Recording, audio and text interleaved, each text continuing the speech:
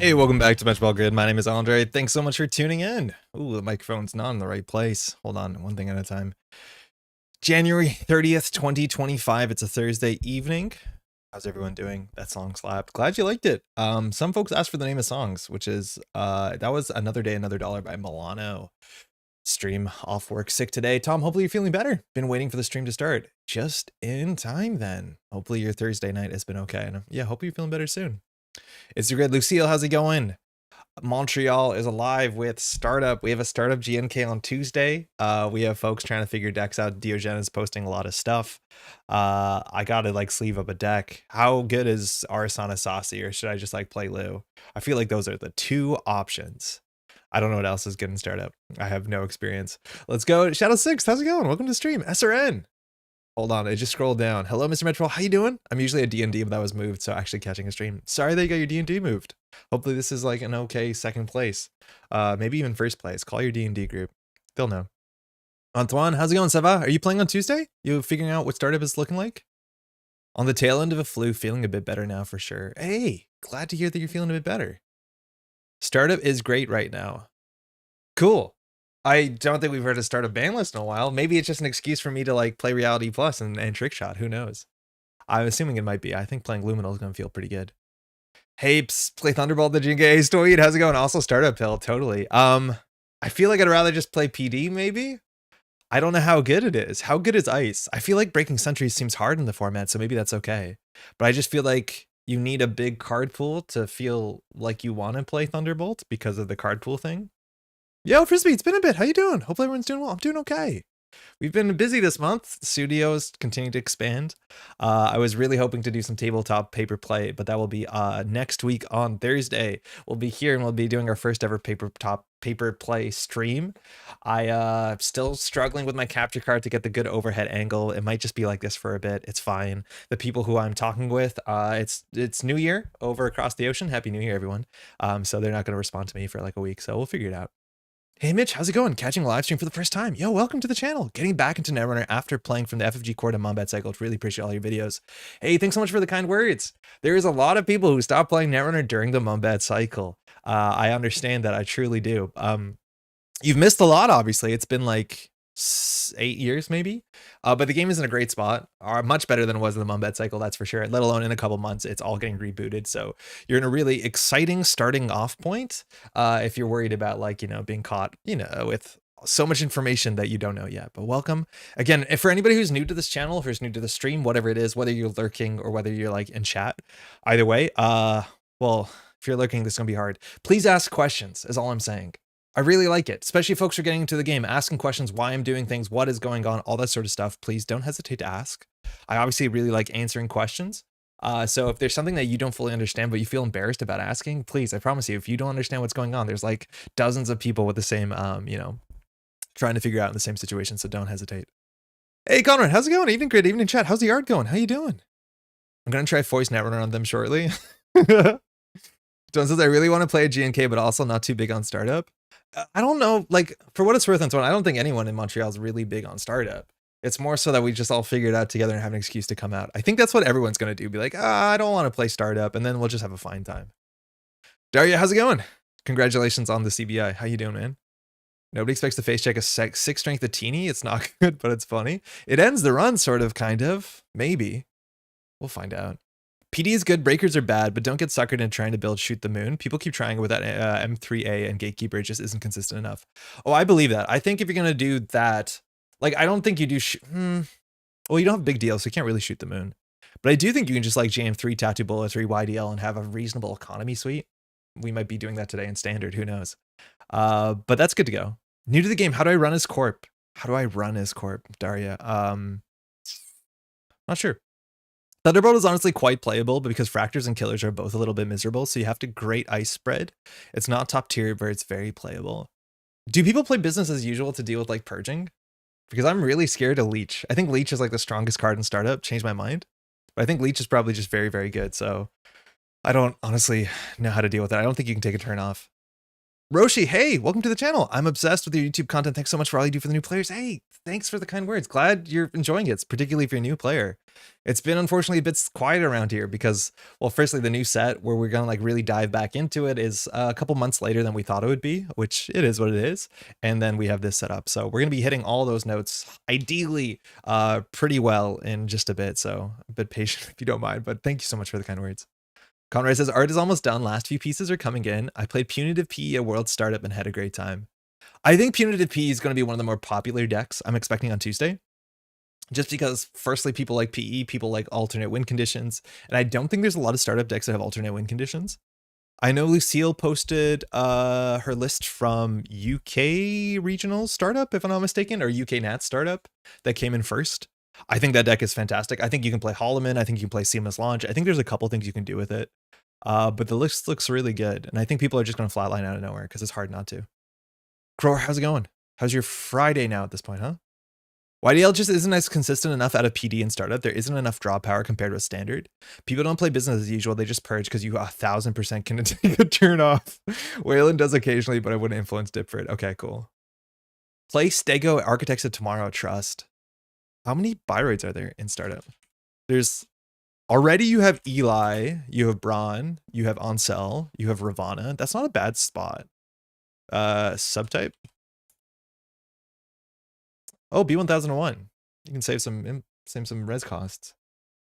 So you have Eli, Braun, Ansel, Ravana. Oh, that's it. There's literally 4 Byroids. Honestly, might not be the worst. You can just play some other ice, but maybe that's okay. How bad is AOT? The timing structure video from a year ago has been such an essential watch. Oh, glad you like it. That one's a bit long. I know it's a bit long. I actually rewatched it somewhat recently. I wish it was shorter and a bit more structured potentially, but I do think we go over everything. Glad you liked it. Slime and Isaac. Strength seems to matter. I just feel like giving strength to Byroids is kind of like making the thing you can click through even more tempting to click through. Maybe that's up to you. Punitive PE and Jchinyo Steve are both really viable alternative win cons in startup at the moment. Oh, I forgot Jchinyo's around. I'm not a big Jchinyo enjoyer, but I could see that being good. I think Acids could be good too. I don't know what people are playing for Acid Tech. Like Lou seems good. I think Audrey Lou is like a totally reasonable breaker suite. Friday is good. Strange to be coming into a stream talking about startup. We got a startup CT tomorrow down here. Yo, you too. Okay, yeah, we have our startup GNK. What's kind of interesting, and maybe this is a bad read on it, is that we have a bunch of newer players in Montreal. Like the Montreal meta is like super healthy and people are coming out and doing stuff. So we have a lot of people who are getting into the game. And I even think for some of the newer players, it was pitched like we'll do startup and these either players are playing like standard or gateway. Like I don't honestly know if startup was like the obvious thing. It's just like Nick Odanuba was like, we'll try this. And so I'm interested to see what the reception is like. I don't think we have any people that like regularly play startup. And so this is meant to be that, right? Like a regular excuse to come out to play startup. But I don't know how much startup people will play after that. Maybe we'll enjoy it. Who knows? I'm pretty sure I'll play more standard though. Acid C play out of Epiphany and R+. Why not NEH? Both are fine, but get eaten a bit because a couple Asian trick shot being common out of shaper to help contest the board. I assumed NEH would be better than our Epiphany at a minimum. It occurs to me that the startup ban list is short. There's options. Yeah, I like parts of the startup ban list. Like the agenda suite thing is kind of cool because no deck can run fewer than 8 agendas, which is a nice place to be in, I think. You still get to play some busted stuff. Like you have no creative commission, but you also like, oh, you can't play Tributary. Forget about that. You can't play Pharaohs, but you can play like Luminal. You can play R+. You can play Trick Shot. Like there's a lot of cards and this is not uncommon for startup. I honestly believe at some points in time, startup was a higher power level than standard. It was maybe a year ago, maybe 2. All I can say is don't run banner. Even with the smaller pool, banner just ain't it. I am not surprised that this can't be it. I wonder what it would take. The art is really good. Art is really quite good. Pat brought this on a playmat recently. All right, we're going to dive into deck list of the week. And then we're going to be playing some interesting decks tonight. I don't think we're going to be playing any startup, but this is Koga's list from the CBI. 7th at CBI is like painful. It was only top 5 again. Top 5 out of 60 or like 55 players is just brutal. So there's a lot of like really, really strong players who are on the bubble. Unfortunately, it just wasn't Koga today. I think Koga started losing the 2 rounds, which if you lose your first 2 rounds, you basically can't make top cut. Which with the top 5, it's just not possible. Your strength of schedule is way too bad. Even if you win every single game, maybe every single game you can do it, but I think it's really, really, really hard. So this is an ob, and it's just like, I think the write-up talks about how Koga was forced to play a less cheesy deck in Koga's words. and it is just scoring op. It's on no 5/3s. A lot of times you will see 5/3s show up in op decks modernly, just because the density gets a bit rough, both on R&D, and just 11 agendas is a lot. That's more than 1 in 5, which is kind of what you want to watch out for. Now, a bunch of these are 1-pointers, but it's actually not an eminent ob list. An eminent domain is like the reason to play ob, it seems, in the CBI and in the standard format. So this is a bit more old school. And it does have some really cool old school interactions. For the unfamiliar, op is the interesting Wayland identity that says once per turn when you trash one of your cards, you can go get a card from your deck that costs 1 less and res it for free, at least free for credit costs, which usually should be free in all these cards in the deck. So the idea is that you want to have a deck that has different things on different credit levels, so you can always find these like sort of ob chains where you can like get an envelopment, trash the envelopment to get a 4-coster, trash the 4-coster to get a 3-coster, and on it goes. Patrick, how's it going? Oh, hey folks. The whole skunkworks, I hope it does, it's just been stuck in my head and it's just so funny. Hopefully you're doing well, Pat. Here I'm ready for tabletop play with you and Patrick. Wait, where's Patrick? Next week, Eric. How's it going?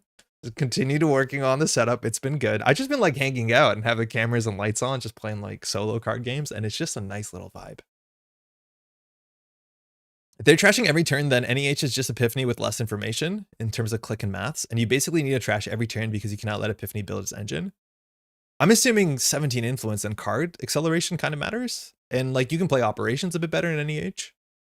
I'd be very surprised if Epiphany, even in startup, is worse than NEH. I'd be very, very surprised. The NEH draws for you in Epiphany lets you install without drawing, so as long as you get a counter roughly every turn, Epiphany is just better, and if they don't trash anything to deny you counters, you just win. I don't know, because like drawing into your combos, like your operations seems really important. Like obviously you can flood with NEH. You also have 17 influence. I'd be surprised. I feel that's a bit reductive, says Cror. The counterplay to Epiphany involves control trashing, which often leads to Epiphany going turns without triggers. Yeah, the way I play against Epiphany in standard, let alone startup, is I don't trash one turn and then the next turn I trash everything. So they do not fire their trigger every turn. I don't think there's any asset in startup you have to trash or you lose. Like it's less like standard besides false sleep. Like you can just let them have a whole turn to do whatever they want. And then next turn you can trash 3 things. Now you don't have Miss Bones, so that's a bit more painful because like your scrubber refills once a turn. But yeah, the way that I would play against Epiphany, which happened somewhat recently at GNK, is I would batch trash and I would not trash every turn. Or I would just trash every turn and not care because their ability doesn't do much. I successfully recorded some over-the-board gameplay locals. I just need to get around to doing commentary and card graphics. Yo, let's go. Oh, hey, I want to show something actually. Lucille, this might be interesting for those who want to do. I guess this is more live. But I'm helping working on something, and so they needed an overlay to be able to quickly pull up cards. And so I put together something that, if you want, I can share it, and it's really, really straight up for it. So I'm going to show a card on screen. There, Fencer Fueno, fantastic, okay? So I'm using OBS, which is like a free streaming software, and this is a card, I just imported it. It's called preview.png. It's just a file I have saved somewhere on my computer. And what I've done really quickly is I wrote a batch script. Let me see if I can show this. I'll do pure screen capture. Pure screen capture? No, that'll be a bit ugly. 1 second. That didn't work. Yeah, I'll just do pure screen capture, okay? And so I basically made this batch file. Why is this not working? Oh, why can I not see it? Hold on. Add window capture. Okay. So I made a quick batch file. It's right here at the top. And all this does is I put it in a folder with all my card art. And all I do is I type in the name of a card and it just grabs the card, which is super useful for live streaming and stuff like that. And because it's going through card names, you can actually like autocomplete by tabbing through, which is incredible. So say I want to tell a word contract, I write TE and L, I can just hit tab and it'll autocomplete to whatever it's TEL. And then if I hit enter, it just saves that on top of preview.png, which basically pulls up the card at instant speed. So say that you have cards that have similar names like tech, I can just tab through all of them. So you don't have to actually type a lot, and then this will grab them. These should be old FFG cards. This is a batch script. It works on Windows. It's like a couple bytes. You just need to put all your files, all your images in one folder, and then you're good to go. These are all ripped off NRDB, excuse me. So if you ever want a card, it's that simple. Process automation, okay, professional contacts. I think this will show with the FFG one because that's what I have in there, but it's super easy. And then what I would do is I would just animate this card on and off and then just change it when it's off screen, something like that. If you want this, I can link it below. I'll just throw it on GitHub. It's a batch file. It's like 6 lines of code. And then you just need all your folders and it's super simple and you can just type your way through. It's really, really nice. Hey, Braun 1.0 is the most difficult name. Oh, that one's really easy. No punctuation, no lead speeds. By the way, thank you so much. I believe you did a really nice super like just yesterday. Thank you so much or on Tuesday. I really appreciate it. It helps put the system together. I really thank you. That's very, very kind. Conrad's here too. We got some incredible good art this set. Conrad said just about all came in. If you have more than one scrubber down, you've already won against Tiffany. Tron, how's it going? By the way, Tron, we're going to be playing some PD tonight for sure. And I think you know what kind of PD it is. All right, let me just close that. Anyways, I can share that if y'all want. It's super, super simple. And it's an easy way to throw on OBS or wherever you want if you want to do like card pull-ups. Any tips on reviewing your own plays? I seem to have a bit to learn more about startup, aka trying to still learn the game. Started about 2 months ago. Reviewing your own plays, so like saving your replay on JNet and going through it, I think is a nice thing to do. Especially because you can watch it from the distance 3 days later without the stress of being in the game, so you can really think it through. You also do see your opponent's hand, and I think that does help. It kind of feels like cheating that you can save the replay and grab your opponent's information, but that's another thing too, is you can look at your opponent's hand and look at your hand and have an understanding, oh, I could have ran HQ this turn. If they res this, they wouldn't have money. I had a 1 in 5 chance, a 3 in 5 chance. And it gives you a better way to like get a sort of like macro read on the game by seeing all open information. I think that helps. Otherwise, though, when it comes to like reviewing gameplay, your gameplay review is only as good as you can be critical about what is happening in front of you. It's a lot easier to sit down with someone who has been playing for longer and like talking it through. But if you can describe what you're doing and why to yourself, that's already a good start. As much as sometimes I'm worried that people are describing what they're doing for the wrong reasons. You can hear people, you know, say very confidently things that they're doing correctly, just because it seems like the right thing to do. So it's difficult. I think in short, when I play Netrunner and when I teach Netrunner, at the beginning of every turn, I usually have this like checklist of 3 things. These are always worth going over at the beginning of every turn, even in a replay. The first thing is, how do I win? How do I lose? This is like a big overarching question. And it's usually like, again, very high level. So like I'm playing against Precision Design. I lose if they get 2 to 3 ice on the remote server rezzed and 2 upgrades in there. So either I have to challenge that so they can't afford to res that, or if they do have that, I need to win by pinching up every agenda off the top of R&D. So understanding that going into the turn should give you an idea what you should be doing this turn. Should you be running R&D for singles, or should you be setting up so that once they get the ice on R&D in 2 turns, you're not locked out of the game? Those sort of questions. Secondly, we always ask where's the agendas. That's usually divide by 5. So at any point in time in the game, you can guess how many agendas are in HQ in the remote server based off of divide by 5 math. And then on top of that, some context clues. So for instance, if your opponent has a really secure remote server and on their turn, they're doing draw, install on the remote server, they don't have agendas in HQ because they're clearly drawing to find an agenda. And if they did find one, it went in the remote server. If they didn't find one, something else goes in the remote server. So they don't have one. So context clues on that does help how your opponent plays. And then the last question we usually ask is, what is in the remote server? That's always a really fun one. I think the things that like newer players struggle with often is running without icebreakers and then forcing your opponent to like res stuff, which they often do. Like, is the remote server Rashida on turn 1 in the Asmari Re-Education Neurospike game? Run the remote server. It can't really hurt you. So just being a bit more aggressive and forcing them to play your game also helps. It's a very difficult thing to give like a big answer to because there's a lot of smaller things, but it's at least you can watch the replay and see your opponent's hand and see like what would have made them the most uncomfortable and try and do that, because at least you kind of see what that is. Hey, morning, Jai. Morning, chat. I'm sleepy as hell. You got a whole Friday to figure it out. I'm excited for the art as I am for the gameplay. You aren't running more than 1 acid tech card in the format because most decks you face aren't acid heavy. Huh. Are you able to create quick subsets? Like if I'm playing startup, I won't pull up Technico as an option. Yeah, you just remove the cards from the folder. So if you want to have preview PNG from the startup folder, then you will just grab cards from startup. So it just totally depends on what art are in the folder you set your preview card to. So it could be as little or as many as you want. Obviously in 4 or 5 months, I'll remove all the FFG cards and put them in another folder so that won't come up. And then if I search like self-modifying code, it'll only show me NSG self-modifying code as well. I know Braun is good, but I always want on-sell instead. I almost never want on-sell instead. It's an interesting point. It doesn't keep them out, but the problem with on-sell is like it's a really ugly res on turn 1. That being said, they usually click through it. Braun, sometimes they don't click through. Silent on PD. Alex, how you doing? Even more interesting. I've been thinking about taking the code I have for my proxy generator and turning it into an overlay generator with animations because the fuzzy searching is really nice. Yeah, fuzzy searching was like a really big thing for, like, I don't want to type in the whole name of the card. Hey, what do y'all think is the longest card name? I think I found it, but I haven't double checked. What do you think is the shortest card name of a Netrunner card? And what do you think is the longest? I am pretty sure I have the shortest and the longest, but I haven't double checked, so we can run the math together. The shortest I can get is 2 letters, and the longest I can get is, not counting spaces,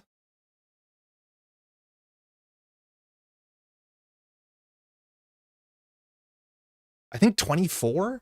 It's pretty long. Replay reviews are great for improving. Shame I haven't done it in a couple months. It's a really, really good thing to do. I promise you, one of the reasons that I got better at Netrunner the fastest is actually by video editing, that I had to spend a lot of time sitting down and watching myself play or better players than me play and understanding what they're doing and why. I also still to date get to spend a lot of time doing commentary for like very the best players in the world, and trying to call what they're doing and why and being correct about it is like a really nice confidence boost to be like, I understand what the macro play is and what they're doing. And then when you're surprised, you also understand. So watching gameplay, that's a really good thing to do actually if you want to train. Like open up some tournament, some really high tournament from any nice person that you think their Netrunner play is cool and you want to play their deck, or a JNet replay if it's on Netrunner DB. Start the turn, look at their hand, think what you'd do. Like plan your first 2 clicks and then hit play, see what they do, then pause, then do it again. Just try and see as much as possible what you would do and then see what they do. And then it's up to you to kind of, between you and God, to figure out what the difference is. There's a reason my local meta moved to startup plus Borealis during the BTL apocalypse. I think it's a really nice format. No, the startup has a ban list though. I really like the format. Yeah, I think it's like the ban list change to startup made it going. It made it jump from don't think I would ever play startup to like, oh, startup looks pretty neat. Yo, Diogen, how's it going? I'll see you next Tuesday, I reckon. I like a whole bunch of the decks that you posted in the Discord. I think the PE one's great. Tuning in from a tropical island, Bumble J, enjoy your tropical island. Off meta month restart had a super varied meta, and I think the format was far from solved. Knowing where things ended up makes it easier to find out how you made mistakes in the beginning. Ask yourself what's the best play would have been, and if there isn't a good reason, for instance, unlikely agenda draw, it was likely a misplay. IPO probably? No, I think Alex has it. Alex has the shortest one. It's IQ. It is 2 letters. I don't think there's one that is shorter than IQ. This is a code gate that's scaled on hand size. Oh man, get a 6 strength code gate for 6 credits in PD? Always have a backup plan? Oh, I need to count. No, it's longer than that. Longest will be an ID. No, I don't count subtitles. So the ID, a lot of IDs are called Hasbyroid. Doesn't count subtitles. Depends entirely if you're running with IDs. No taglines. It's not an ID. Slash and Burn Agriculture is 26. Oh, that might actually win. I think that's 23. I'm not counting spaces, Alex. I have no clue why there was in my head so quickly. No, that's not it. I think I can do longer. Help me convince the producer to come play startup. Yo, John, how's it going?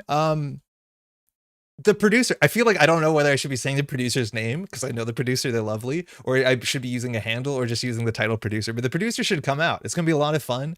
Expectations for everyone are incredibly low because nobody knows what they're doing. It's just an excuse to come out and try out a new format. Producer, if you're watching this, why wouldn't you come out? It is just going to be a fun time. You get to hang out with John. I know you like John. He'll be there. So that's how it goes. World champ diff. John, yo, so I watched this yesterday. I didn't get to watch much of it live and I watched it after. You want to talk about something interesting? I know you got a comment about it in response, but Aniccam triggers. You're doing a bunch of the Aniccam triggers wrong. And it's so important to do them right because they have huge implications on the game. And in paper play, they're not enforced. So Aniccam Anarch is showing up a heck of a lot recently. There's a lot of really cool lists that are playing Aniccam Anarch, and the problem is the triggers get really complex, and it's really easy to do these incorrectly. And I think on the stream, a lot of Aniccam triggers went in the wrong way, and I think they're very important. So firstly, check this out. The first time you turn an event is trash, draw a card. So firstly, and this was the comment correct to this, is Lago Piranha Shelter. If you trash an event on the opponent's turn, you draw a card. That is sick. So the idea is that they install a card, you draw 2. That is something that's easy to miss. That happens all the time. The one that shows up that I think is actually really important is price. Because as soon as you rip the top 3 cards or 4 cards off your deck with price, or in theory also with, I don't think price showed up in that deck. I think we're talking about the other one, labor rights. You need to draw the card when this happens if you've hit an event, which messes up your numbers because I think you resolved the event draw on the Aniccam on the labor rights concluding, which also technically doesn't work because labor rights does not trash itself, it removes itself from game, but it actually really has an impact on them, like the game, the dance of the game, because you labor rights, you trash 3, then you draw a card, and then you decide which 3 to shuffle in. Because it went the other way, you're shuffling cards into your deck and then drawing cards that you potentially shuffled back, which is not the way that this should work. It's incredibly tricky. I think the one that's the weirdest and had a huge implication potentially on your game is that in the last game that the Anarch game that you played, you got down to like 3 cards in your deck or whatever, and you labor rights, and you shuffled back into your deck an Ashen Epilogue and some other cards. And then you didn't draw the Ashen Epilogue because I think you fired Aniccam on the labor rights, which shouldn't happen. So you drew another card, and then you drew a card with, you know, whatever. Actually, I don't think, regardless, the point being, you have to also watch out because then you had Banhar. On one of the final turns of the game, you had a Banhar, and Banhar ran HQ, and you went through an ice, and you took net damage. That net damage, if it trashes an event, you have to draw right then and right there. So there is a chance the play line you made, you run HQ with the Banhar, you trash an event, and then you actually end up drawing the Ashen Epilogue 50% of the time because it was one of the 2 cards in your deck, and then the Ashen Epilogue can be hit by the next subroutines on the ice. It's like, it's so important and such a weird thing on the macro level of the game to figure out where the Aniccam triggers and where it doesn't trigger, because you can throw the game on accident when you're down to 2 cards and you run HQ with Banhar. Banhar hits an event, you draw the Ashen, and you lose the Ashen. It is so goofy. But just be careful, because I was watching and it's like, wait, the Aniccam triggers are sometimes being missed and then sometimes firing in the wrong place. I think Jaina has made me soft on Aniccam, so I've really tried to like nail it, but it's all over the place. Shows how much I play Anarch? No, it's not like it's Anarch Aniccam. It's like so weird. A lot of people don't play this in paper, so it gets really, really fascinating. Valentina Ferreira Carvalho. 2, 3. That's pretty long. 1, 2, 3, 4, 5, 6, 7, 8, 9, 10, 11, 12, 13, 14, 15, 16, 17, 18, 19, 20, 21, 22. Okay. So the longest I got, I'll just put my cards on the table, was Medical Research Fundraiser, which I think is Valentina Ferreira length. This is the biggest I could get, and I had to type in all the names. Who knows? But that's the one I got. Nobody knows what they're doing. I'm convinced. Hey, producer, why don't you come on down? Someone clip that. I don't know what I said. Super not, how you doing? Mutually Assured Destruction is also 26. Oh, that one's also really good. Okay, these might be the same length. I was convinced that this one, so I think the NSG font is a bit smaller. I remember looking at this one to be like, they really pushed the line there. Like, that does not like good spacing. I saw an interaction on John's stream with Devil Charm into MIC. Is there a window to crack MIC after Devil Charm before crew? No. So you can fire the MIC before they encounter it. But the thing is, once the runner encounters it, firstly, they have priority because it's their turn. So the Devil Charm says when you encounter this ice, you can reduce its strength by 6. So you can't do it on the approach. You have to be encountering it. Then you're encountering the ice, so the runner can do this. And then there's 2 things that are dueling, right? One is Aquaceris Crew, which allows you to trash an ice you are encountering. So it's during the encounter phase. But then on the other side of the table, there's the MIC, which can trash itself at instant speed. How's it going, by the way, Duckland? The thing is, because it's the runner's turn, as soon as the encounter starts, they can hold priority and do as many paid abilities as they want in a row before passing priority off. So as long as they immediately say, okay, for my first paid ability, I'll just trash this with crew, the ice is gone. So it does matter for other things too, like border control. The corporation can fire this on approach. The corporation technically also can wait for you to break all the subroutines and then fire it. But as soon as you're encountering it, you can do as many paid abilities as you want as the runner without handing priority back. So you can break it, you can trash it, you can do everything. But that's all you have to worry. On approach, you have priority, but then once you pass priority to them, they can fire it. But then once you're encountering, you can do everything you want. Then if the ice is still there, then you have to pass priority back to them, and then they can pop it then and there. But the ice will be trashed if you crew it. So no, but it's tricky. There's still some really good reasons. Like oftentimes you'll see somebody overclock with a self-modifying code. They'll overclock a remote server, and then I'll ask, do you want to do anything? And they say no. And then technically say they have an overclock with 5 credits on it, and they have a self-modifying code that they're hoping that they'll crash at instant speed to go get a program or breaker and not lose 5 credits. You can win priority because now they pass priority to you by giving you that sort of implicit or explicit consent. You can res the border control and end the run of the border control, and they cannot respond by saying, hold on, let me first use my SMC. The run will just end. Anarch players have to actually learn all the timing rules. Shaper players have been juggling their whole lives. The Aniccam one is really interesting, and it's funny it's a Shaper card, but it does get very, very complicated, especially with the buffer drive as well. It gets a lot more nuanced than it has been in a long time. Did they bring my boy Apex back, chat? Splitsville, not really, kind of, sort of. I think there's like Apex lore still in the game, but there's no been, NSG hasn't printed Apex cards, and I don't think they will anytime soon. I have sympathy for trying to get rules enforcement right while attempting to be entertaining. Shit's hard. Oh, 100%. This is all like hindsight stuff, like watching as like someone from the distance. Again, I don't need that to be a criticism. Crow emoji. Crow emoji. If I recall, collecting mutually assured destruction required custom formatting since it was longer than the allowed name length in the standard templating, so Matt has a slightly smaller font for something. Yeah, I think you're right about that, right? So say that we look at I can't even think of a single corp card. And the lion. The font is basically as tall as my mouse cursor. And then if we go to mutually assured. Yeah, mouse cursor is a bit bigger. That's pretty good. Aniccam Anarch sounds quite tricky. Yeah, it's quite tricky. Thanks for the answer, of course. Mr. Neon, have you ever played Mulch on channel? I think so. No, actually, maybe. Eric has definitely played like Freedom, but not Mulch? Freedom Mulch, which is kind of Mulch. I vaguely recall a story about that from Eric at the pub. If they didn't format the custom, it wouldn't have needed to be called Mad or something instead.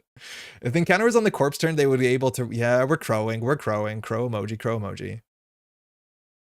I don't mind being corrected as long as it's in spirit of Netrunner and not dunk on the chat. Thankfully, the community is better than that. You need to be right in the comments. It really like just gets it. On that note, by the way, when it comes to backroom deals, next week on Wednesday, this Scott Humphrey filled hole here, shaped hole, which I was very happy. I was like, I don't know who's going to be there next Wednesday, and I haven't seen Scott in a long time. It's great to see him on camera. I'll be sitting in that seat, which is going to be really quite fun. Shout out to the stream too. The producer put together this the Hoshiko scepter with a nice sound effect anytime the Hoshiko flipped in.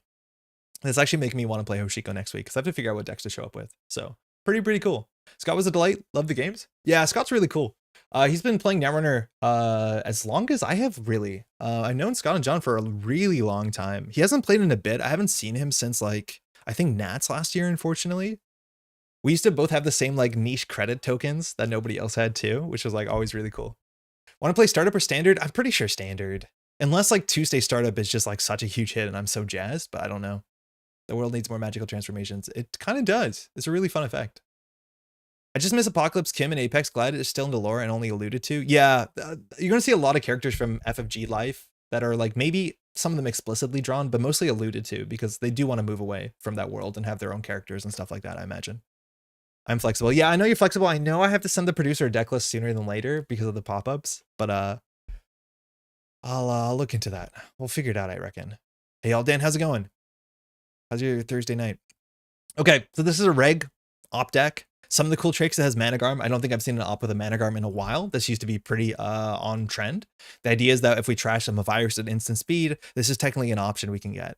And Managarm is harder to run last click because you don't have clicks. And generally, if they don't have clicks, that also works really well because we're good at taking away clicks with things like border control. So we can make it difficult to run last click. We also have Holloman, which I don't think I've seen a deck with Managarm and Holloman. Seems like a bit of the new and the old together, and that's always a fun option, as much as we don't have 5/3s. So we have to score out a bunch of agendas. Of course, we have 2 Kanas we can get, and then we even have smaller agendas like Hostile, which I don't want to give it bad publicity early. Let's hope that we don't have to. We have Slash and Burn. I've played 3 Slash and Burn Aziev Fast Advance decks. I think they're really fun, especially because if you like Fast Advance and Aziev for the Slash and Burn, you can trash a 1-cost card and then go get a Spin Doctor, so the Slash and Burn in Archives is actually totally safe. It's a really fun line. This deck can technically do it. We have some 1-costers. We have a Tithe. I'm surprised with 11 agendas we're not on the Malapert Data Vault, but slots are tricky. I think the only thing else I want to shout out here is this card, which is Self-Adapting Code Wall. I've never seen this in a deck. This came from a part of Netrunner that was kind of all over the place in terms of quality. And it's a 3-cost 1-strength barrier, which is just terrible. But the strength of this ice cannot be lowered, which technically matters if you're running into things like Crew that can trash an ice by lowering its strength. I don't fully understand this. I don't know how good it was on the weekend. My guess is not very. The idea is that this is uncrewable ice, but generally I don't think a lot of these decks are going to be crewing 1-strength ice because those rigs are often on Amakua and stuff like that. And if that's the case, 1-strength is usually pretty easy to get through, whether it's a single ice carver, a leech, even just taking a tag. I guess you can't do that, so you actually have to get up to 1-strength. But I think I'd rather play a Sandstone in the slot and have a bit more flexible option. For what it's worth, like Ob is kind of cool into some of the virus decks because obviously you're running already 3 Mavirus, but you're also running things like Sandstone and Magnet, and those cards, if they do get Botulist or what have you, you can just get rid of them by extracting them or Zeph them and do all that sort of op stuff. So you're pretty robust against a lot of those sort of things. So we'll figure out how it works. Johnny, yes, you 100% did the poker chips things before us. Oh yeah, right. Who gets the claim for it? By the way, I really want to try Chess Clock Netrunner. I think with Pat, I'm going to try Blitz Netrunner next week. I told John for sure I should have you in the studio. I just feel like I need to have John here first, or sorry, Pat here first, out of like old school rep. But I'll get you in for sure if you'd be interested. I completed my 2013 Worlds Finals write-up a few days ago. What an interesting window into the past. Like you completed writing at Supernaut? Blitz Netrunner sounds terrifying. I think if you have a good sense of humor, it's going to be really funny, because I'm going to be really annoying about the timing windows, that's for sure. Mavita Skunk is still a pretty good answer to Anarch. Yeah, I like it. I don't think a lot of people are going to be prepared for this. Like, I do think this is quite cute and can get people like very quickly. The fact that also like your regolith finishes, oh, you can't get a what do you get with the regolith finishes? I think it's only the tithe, which is a bit upsetting, but we'll see how that is. Lotus Field much better. Yeah, Lotus Field sees like unironic play in startup from my understanding. I don't know if it's good enough to see play in standard, because paying 5 for an end the run, and it still just gets botulist. So it is one of the few ice in the format that doesn't get crewed. I just don't know if people need a crew of 4 strength end the run. I'm not sure. If they're breaking with Buzzsaw for 4, maybe, yeah, because that's gets annoying pretty quickly. I wrote an article on a Substack. Can't link in the chat. Oh, Supernaut. Oops. About 2013. Try and share it with me if you can obfuscate the link or throw it on Discord or something. I'd be interested to see it and or share it if you don't mind. I mean, Jinteki Code Gates aren't that great besides Thimble Rig. I'm a big, like, I think Vampire Nasa is a effed up card. It's just a messed up card. Nobody breaks it well unless you're like running Buzzsaw and Turbine, which isn't incredibly popular. But yeah, there's not too many options. Thimble Rig is obviously very good, especially in op, and I think we're running one, right? Yeah, we're definitely running one. It's very, very flexible card, especially because you can move border controls at instant speed. Cybersand would be nice for these 1 cost. No, Cybersand. Cybersand is like, it's not a good card. So Cybersand is like the sort of very obvious point that op is going to have some design issues in this game. This card costs 2, trashes for 4, and if you get this on the table and then res other stuff and then still don't have to trash this instantly, you can go get a 1 coster from your deck at instant speed. I don't know how fantastic that is. You don't really need 1 costers. If this card would probably be reasonable if it was 1 cost, but then if you had a 1 cost, you could trash an instant speed almost regardless of board state. Don't worry about NSIGs at some point in the future. This just grabs snares at instant speeds, or beholds, or Rashidas, or spin doctors. So like, I don't know if we'll ever see a 1 coster card that will trash itself, which classically, like, some of those cards were very powerful and very, very robust, very, very flexible. Like, this card is very big and eternal in op because it is just go grab a Rashida or a spin doctor or whatever. I just think this slot, and I've tried it, it's just such an ugly slot. You need to draw it because of NSIGs. You need to draw it, then res stuff, and then not need to crack it. And even then, getting a 1 coster is not incredibly important. The fun interactions is with this, you can grab a 1 coster in instant speed and then grab things like an Amaze Amusements. There's some like kind of nifty things you can do right when they access an agenda, but all the sort of stuff are like pretty kind of fantasy land where a lot of things work together. Don't mind me playing 3 Vampies and Thunderbolt. Seems fine. Oh, Diogen's, he's grinding some startup. I put a space. Did that work? Nah, we don't see it. Manually pressing every paid ability window before each click is the most annoying thing. The one on runs are fine, but the ones between every click, I'm not going to do it between every single click, but I'm going to do it between like every res. Like, I'm going to run and be like pass priority and then wait for a res. All right, we got a world champ here. It's Alex playing. He took out 2 cards. Arson is a weird matchup because Arson is okay at challenging early, but we do have tech against Arsana, and if Arsana keeps Trojans off of our ice or on our ice, we can destroy them. Very cool. So the idea is like we can't really jam behind any of these single end the runs. Best of luck, have fun.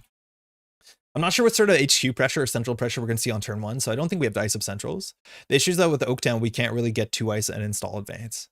So we could do 2 ice on the table, install, but that's not great enough. So we could hope that our opponent thinks that one of these is like a border control, and that's really hard to challenge early. You still force the res though. So I think we either hold this hand and play it super slowly, or we mulligan into a tempo play. I think if our early remote server was an envelopment, like envelopment, you can jam an Oaktown behind because you can afford to res it and then still score at the Oaktown, which is quite nice. But against our Asana, I'm not sure we can score behind a single subroutine ice like this. Hey Grumper, I'm very new to the game, so not understanding the deep strategy talk at the moment, but very happy I found your channel. Your deck building 1-on-1 series using System Gateway has been the best beginner Netrunner content. Grumper, thanks for the kind words. We're going to be back playing only System Gateway on this table. We tried to record it last week, and unfortunately we had to kind of scrap it. But we'll be doing more tabletop stuff and talking through gameplay as well to make the game as approachable as possible. Welcome to the game. You can totally jam behind a sandstone. What do you mean? I don't think we can. I think it gets like... Well, I'm going to try it. Like, it gets eaten by specifically Slap Vandal, which if this is a net deck Arsana, maybe that's going to be there. really good to see the startup enjoyers in chat. It's really good, Netrunner. I'll let you know on next Thursday, huh? Hyrule not having an answer in opening 5. Alex kept. Like, I'm gonna try. I don't like this. Maybe Rashida is like much safer. This seems like to me super risky. Oh. Okay, this is fine. I think he's a credit short. So this he can make it down to. He needs an overclock in the opening hand. A descent would have done something, but if he gets this down to 4 strength, he still breaks it for 3 credits. So he's literally 1 credit short. If he clicked for credit instead of solving the Aeneas, he'd be on 2 points. I don't know why he dropped this on turn 1. Yeah, why did he install this on turn 1? DM'd you in Discord. I cannot manage tech magic. Oh, into creative commission. Okay, so at least we get this. Oh, great. We drew our 1 cost breakable ice. Even opened with the cleaver. So next turn we can do descent into Rashida. We can extract this into a 2 cost or 2 if we want a regolith. This is going to be broken for 3 credits, which is not nothing. Don't hit our Rashida. Nice. Brimfinari, I don't think I said hi. Stone ship. Cool. Okay. So this can become a 2-coster. In terms of 2-costers, we have Thimble Rig. I still think this is annoying enough. We can also, on a turn we score, I think we're just going to set up. So we'll do server 1. We'll get a piece of ice on it. This card's also really nice because if a Trojan gets installed on it, we can just return to sender. And then either we extract, but I don't think we want to extract. We can extract the Sandstone next turn. So either we ice HQ or we ice R&D. This is definitely a conduit deck if it's on Aeneas. So I think we'll just put this here. It's not perfect. But with my viruses, we're relatively okay into conduit, let alone into like purging a cleaver backwards a bit. Self-adapting Pog, the game is saved. Yeah, I'm not sure about this on crew. I don't think it's worth a slot. Like even if they have to crew a Sandstone, you're relatively happy. Envy testing, okay. Someone's popping off. For those who don't know, Arizana is the world champion who won Worlds playing Arizana. And this was not on Aeneas, it wasn't on conduit. I don't think we can afford to res this. If we get pinholed, we lose the game. I think we can let a single axis in. There's still 10 points of 41 though. We probably shouldn't have done that. Ooh, looks like it's ice. So forcing the res here. In theory, we don't have to res. If we don't res, the Sandstone gets broken for 3, which means you can't trash the Rashida, but you can bounce off of it and gain a credit. But if we res this, we have a 2-coster res, and sometimes just having a 2-coster res is what you want to give you options for extract. So in theory, we don't have to res here. It just forces Alex to lose 2 credits. Do we force Alex to lose 2 credits? Because he breaks us. It does tick the Sandstone down, but I think we extract the Sandstone. Yeah, let's just make him spend 2 credits. I don't think he has a pinhole here. So he breaks this for 3. Oh. Cool. All right, we wasted a click. He clicked for 2 credits, bouncing the Sandstone. Bazarum? Shit, he has a Rashida. Okay, cool. That's okay. We're going to return this to hand, I think. Either that or we'll just extract it, but I think having a code gate on this board state seems pretty good. And then we'll just, I think we'll extract the Sandstone probably for, maybe just a regolith and get our money up. But I think we're going to return this to hand. Okay, we have a tie. That's pretty okay too. So we can extract this into a regolith. We can put the descent in front of it. Otherwise, we can extract this into a 2-coster. Let's just see what it is, because obviously this doesn't give us a lot of value. So what are our options? We have regolith, which is good. We have thimble rig, which is okay. Wraparound breaks for 1. Tucana is whatever. So we can do regolith, use a regolith. In theory, we should push the Rashida out. So we can do thimble rig into descent, which means that it's a bit harder to break. We can do thimble rig on the outside. We can also do Mana Garment and just do Rashida Descent. That's also pretty reasonable. Yeah, I like that. Upgrades are a bit tricky because you can always bounce them with Aeneas, but this should be relatively safe.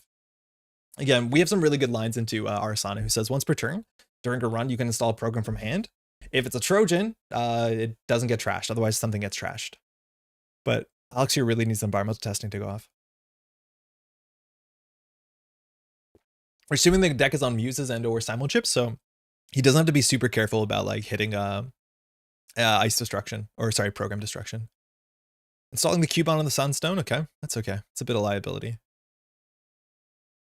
Seeing this thing in our deck. All right, we get our second Rashida. All right, we're not going to, you technically can shuffle and search for a -1. We're not going to do that for a couple reasons. Trashing environmental testing here would be pretty messed up. So we can either put the tithe on HQ, the above the law on their remote server, and then the border control in front of there. I think that's fine. And technically, if you run HQ, you have a chance of stealing the agenda. So the tithe makes it a 1 and 3 instead of 1 and 4, but this puts ice on the table. I'm going to start here because this seems like we're icing HQ because we can, as opposed to if we do it first, it kind of gives that emotional read that there's something bad in hand. If we can above the line the environmental testing before Alex gets the credits, we're in a really, really good spot. Bet he's real scared seeing that card in hand. His monkey wrench doesn't do anything. Okay, never mind. It went off. My monkey wrench. So this remote server, he can definitely challenge. The thing is he can't do it last click. All right, so it's a sandstone. We're going to have to res it. Otherwise he gets 2 credits and passes it for free. So he's going to start wearing this down. He can just grab something with his deck with self-modifying code. I don't think he's going to go, he probably just bounces this.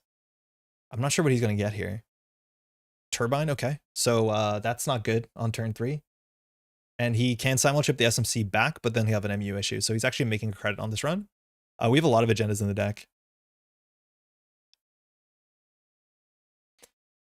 Okay, so 3 cost, we still have a magnet, so we can get 2 code gates here. This is something we can decide to trash, but then simulchip is online. I'm not sure if that actually taxes it out. Now he can run R&D for a credit, and that's pretty bad. If we put a self-adapting code wall, that doesn't do much. So unfortunately, we score this above the law. We trash an Aeneas, which is like, it's going to gain us 2 or 3 credits. It puts us closer to game point, so I think we just have to hope that R&D holds. Like, I don't like this. I really wanted to take down the credit card. Maybe we should assume that he could have got 9 credits that turn.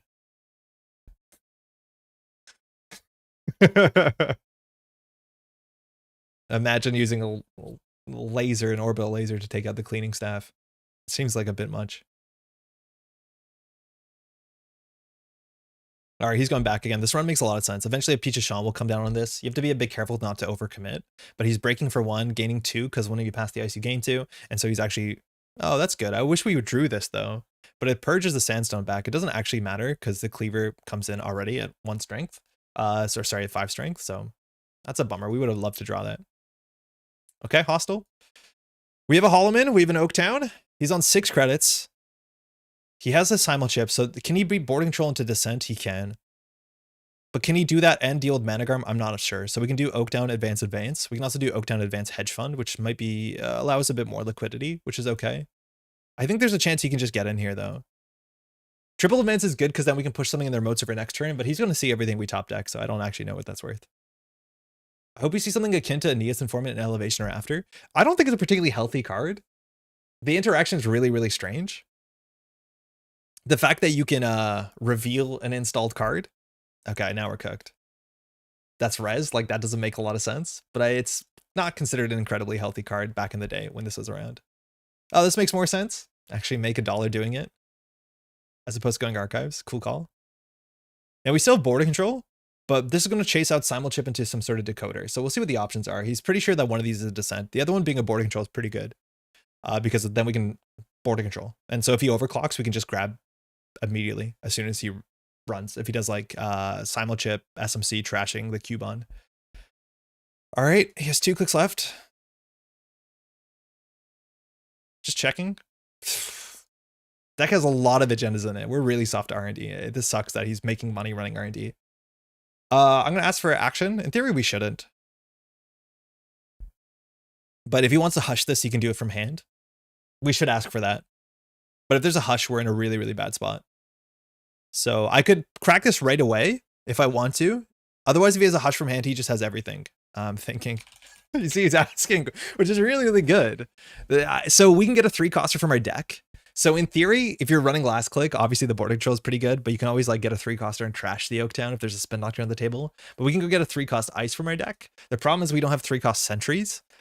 So we can grab a 3-cost barrier, which is useless. He breaks all our barriers for 1 credit besides envelopment, or we can get a 3-cost code gate. Getting a magnet actually isn't kind of important, but I think we'll wait in response to that. Priority dance. Yeah, it's not that bad. Like, it sounds awful. This is the hardest one. Don't hush from hand. Fucking hell. We're so cooked. We needed this to be a magnet. That is just the nuts that he had hush from hand. If he like simulchipped and hush and whatever. Yeah, that's so good. He was even asking if we're talking about it. Maybe we should have just ripped it, but like he's only drawn through 10 cards. He's drawn through 10 cards. I don't expect him to have the Hush in hand. He knows it's the Descent. And if he steals this, he's on game point while running R&D gives him credits. Like this doesn't make a lot of sense. So now he can simulchip for the Fizzarum and he's guaranteed in here. The thing is that he has to trash 1 or 2 of his cards, at least one of his cards if he goes straight simulchip into Fizzarum. And so if he gets rid of the Hush, that's a bad spot. So now he has to decide to get rid of the Cubone or get rid of the Turbine. I'm assuming he can actually get rid of the Cubone here. Hey Ben, how's it going? We're playing Standard. We're playing the Decklist of the week right now. And we're playing against the world champ. How you doing? Going to Captain Con in Rhode Island tomorrow for a weekend of board games. Pretty pumped. Oh, super cool. You were talking about that one before. Is Captain Con specifically like a certain subculture board games, or is just like the cute Rhode Island name for it? Is it just pirate games? Please be honest. Is it just pirate stuff? Yeah, okay. So we're gonna get the Fizzarum on it. He's gonna lose the Fizzarum, but also like we're on game point. Like he's on game point. We're not on game point. Could have done the boarding control into the magnet. The boarding control of the magnet is actually really hard for him to solve because he can't break the magnet. Feels really quite bad. Add Descent to hand. I think we do. Okay. We drew the other 3-cost code gate. So our boarding control only has the magnet as a code gate option. It is also very hushed. So R&D run for 1. He's on 1 credit. So we need to get something else on R&D. It's probably the Descent. It's all pirate games. No. It's actually mostly tabletop mini games, but there's a big board game room, which is why I go. Okay, cool. Oh, wow. So we drew every 3-cost code gate out of the deck. The boarding control actually doesn't do much. He had Pinhole into Hush. He's gone through 10 cards. He had Pinhole into Hush. Unfortunately, here we do nothing. I don't know what we can do without hedge funding. We can put the Holloman in the server. Like he also doesn't have money, but I wish we could push here. But I think like credit hedge fund just gives him a whole turn to rebuild, and we can't deal with that. Like if he drops a condo, we're so cooked. I don't like this. NSG was going to have a booth, but I'm not sure if it's still happening. World Champ Diff. It's messed up. I'm going to a different island of the week for the weekend to play board games. The long one. The Long Island or the Long Weekend? Why don't you click for credit and hedge and then put an ice? I was hoping to draw into something to jam. If we get him a virus, we're in an okay spot. Putting an ice here is also fine. We could have done a credit hedge fund ice up here. Oh, DZ, that's pretty slow. Like this is a good draw for us. I'm not sure if we want to trash the hushed boarding control. We have a magnet, so actually like magnet into Holloman into Afshar and R&D is reasonable because if it's ran, we can always like magnet the hush and then we have the boarding control back. Rhode Island is neither a road nor an island. I was very sure it wasn't an island. We can also put this on HQ, which he might have to hunt it down. So we can do Holloman, magnet, and we can just put Afshar and R&D.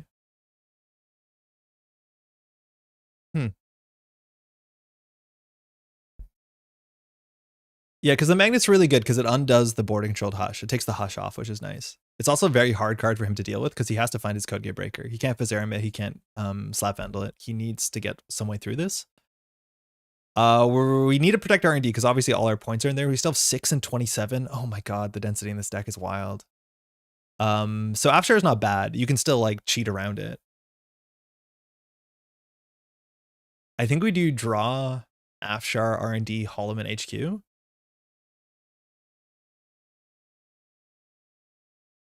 Holloman HQ might keep him a bit busy.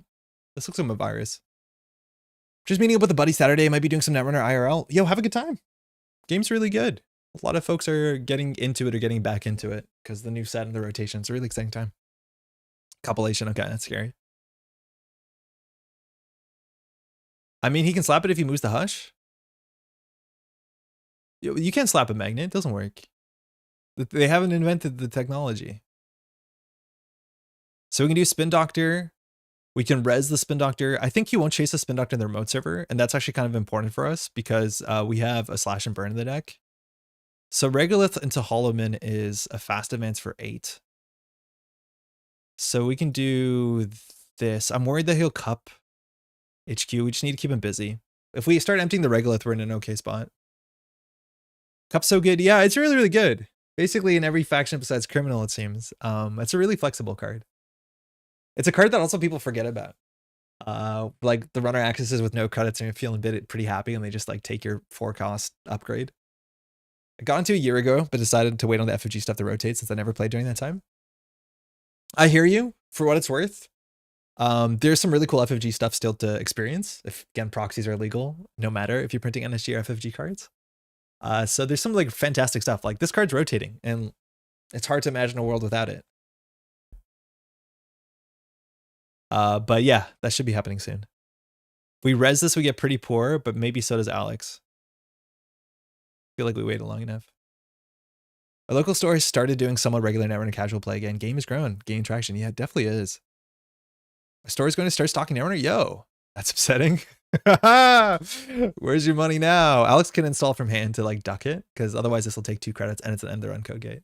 Project Atlas Go card. I can't imagine a world without Atlas and without Vitruvius. I don't care about Beal. Obviously, Yagi Uda nobody cares about, but Atlas and Vitruvius are just like the coolest agendas. I like the idea it's a 3-2 that you want it to be a 4-2. Oh, what are we doing? Muse into Fazarum? You don't have the money. Muse into Cubon on HQ just to not lose 2 credits? What a life. Now on 4, we might not be able to res this. There's some maybe fear that this is a Winchester. But we have a chance that Alex can see 4. Like, this is the thing with Compilation, is like you can see 4 cards. You run, you steal. Action. I would love this to be a Winchester. It would bankrupt us, but it'd be really, really good if it's a Winchester. Unfortunately, it's just a tithe. So if Alex has a 20% chance to win, but even if he steals an agenda and comes back, he can just send the cup. And we lose to that. We have to jam the Atlas immediately.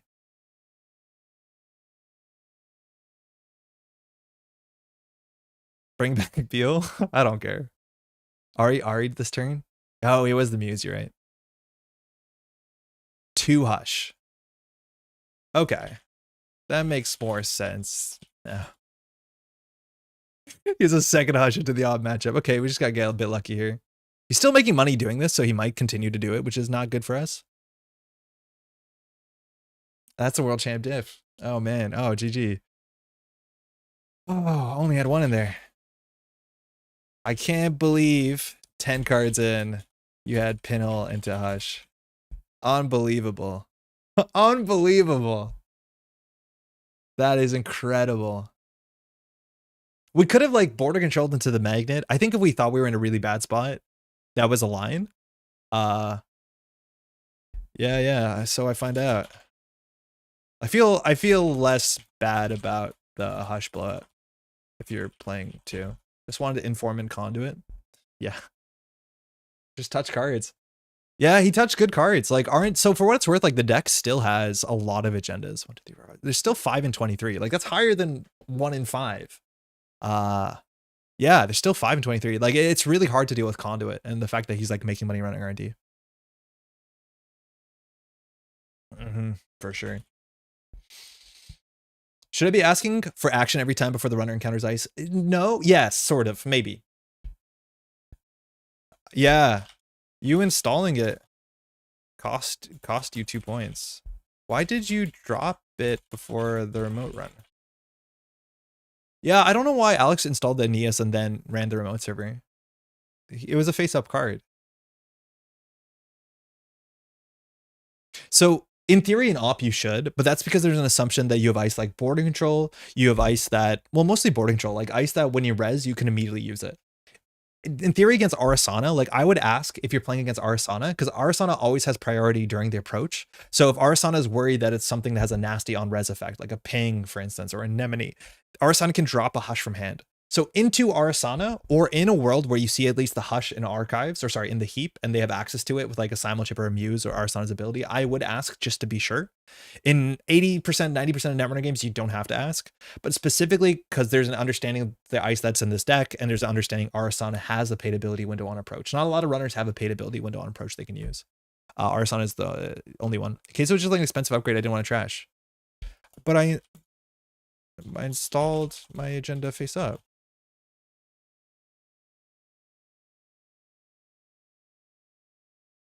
Didn't have slap or botchless. It was a face-up card and he installs Aeneas. I don't know why that was. It actually cost him 2 points. We would have been absolutely blown out.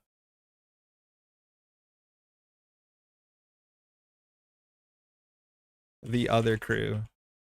Cleaning crew. You only really need to actively ask it before res against Arsana. Yeah, if they have a hush, maybe you can ask. But like, it's a very niche thing. It's just might as well ask so you don't end up in awkward situations. Thanks for the game. So Coupon will go into every runner deck from now on. Lesson learned. It's not a bad card. It's just hard to use it because Arsana can use it at instant speed, and that's really, really good. Another thing that's really important with Arsana, and actually this doesn't come up enough. I honestly haven't thought about this for a while. So Arsana says, as a new player, for 0 credits, so paid ability window speed, install a program from your grip, uses ability only once per turn during a run. Say that Alex is running HQ, and there's ice here. I ask, is there anything you want to do? And if Alex says, no, there's nothing I want to do, that passes priority to me. And then there I can say, okay, there's also nothing I want to do, and I don't res the ice. As soon as 2 people pass in sequence, the paid ability closes. So the approach ends and we're past the ice because I didn't res it. And that's very important if you're learning Arsana or playing against Arsana, because it's not like Alex can say, hey, I'm running. And then I ask, do you want to do something? He says no. And then I say, I don't want to res the ice. And then he says, I'm going to respond to that by putting a Cubon on top of it because I know you don't want to res the ice. You can't do that. And then also because you can't do that, I can't respond to that, say, then I'm going to res the ice. As soon as 2 players consecutively pass, the window closes. That is the most important for Arsana. You want to ask, is there anything you want to do on approach? Because if Arsana says no, if your opponent says no, and then you don't res the ice, they have to go past the ice immediately. And so the window is closed. It's very important to Arsana, but that is the only one that's really important against. As Arsana, I tend to say I'll be holding priority to make sure the corp doesn't accidentally skip my coupon window. Yeah, I think in paper play, a lot of people do skip it, and it's strictly beneficial for you as the runner. So I'm not like super stressed about it if they're not careful, because they're just giving you information. In theory, it's your priority until you pass priority to them. The Arsana players who play Arsana know that, but if you're learning Arsana, you should always say you can res now. And that is you explicitly saying that you're not going to install something from hand. I don't know what you do professionally, Andre, but I would guess a teacher of some kind. No, I mostly worked in video. So behind the scenes stuff, like doing video and tech stuff. But I take that as a compliment.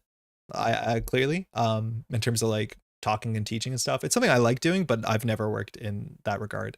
I've worked like doing workshops and stuff for like educational things like student television and stuff like that. Like I'll teach people how to do stuff. I teach people how to play board games. That's kind of my thing. But not professionally as much as this. I need to make an alt called Arzana. The name is like just, it's so easy. Good game, by the way, Alex. That was such a disgusting opening. It's meant to be one. Thank you for what you do. Of course, SRN. Thank you also for supporting the channel. Oh man, the 419 change. The 419 change. They made a change to 419 into op. It's frustrating. Hey, best of luck. Have fun. I don't know what sort of 419 this can be, but 419 makes your installs expensive. Luckily for us, we have a virus. So in Amakua, it's an AI virus that gets out of control. We can always just purge it. And so it's hard to face check as much as we only have 1 Stavka. Now we have good econ in our opening hand, but you definitely need to put ice on the table on HQ so you don't get diversioned immediately. So I don't want to keep this hand. We do have a lot of ice. It looks like a lot of ice, but a lot of them are 1-ofs. But we do technically have 17 ice, which is pretty high for a deck. So it's likely that we draw 1 ice on our mandatory, or we could even open with Spin Doctor, which is like whatever.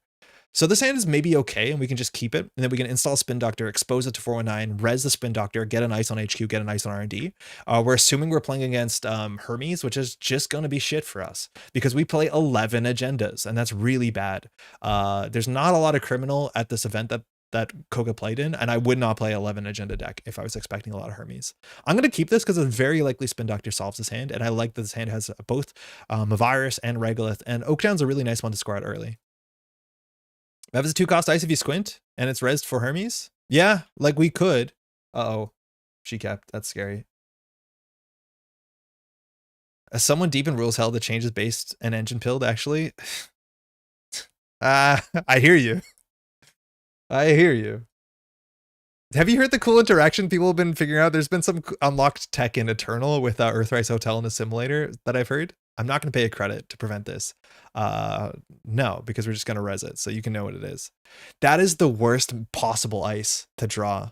That is so bad. It is 0 cost, so Amakua can get through it. Now, at least it's something, but we still have 60 ice and 41. Now we can just throw like a Rashida to the wind and assume that she doesn't check it. I'm assuming she will. I don't think that one works, does it? Which one? The Eternal one?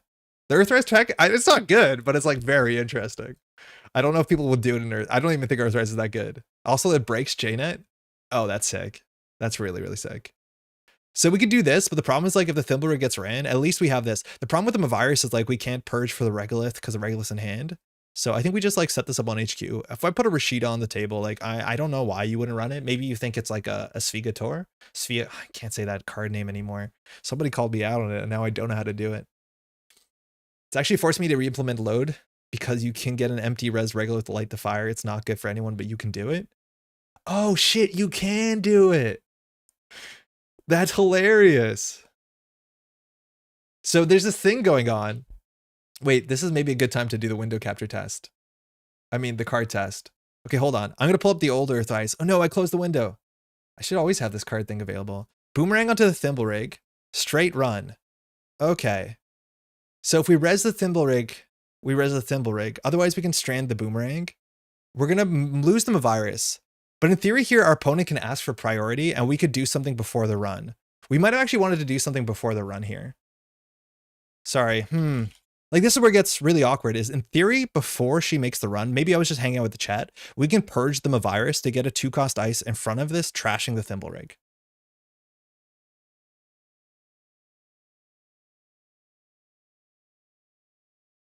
That might have been worth something. This is a hard line to call, but we can purge for a 2-coster. What 2-cost ice do we have in our deck?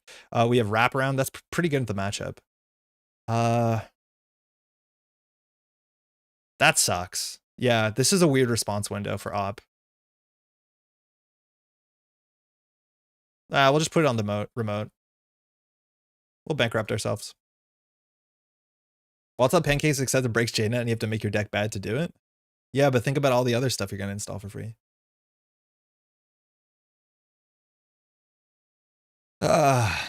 So the short of the long is, I close the thing, is that Earthrise Hotel, apparently, if you don't load it with counters, it doesn't empty with counters. And then, so it's always there drawing you 2 cards. I don't fully get it.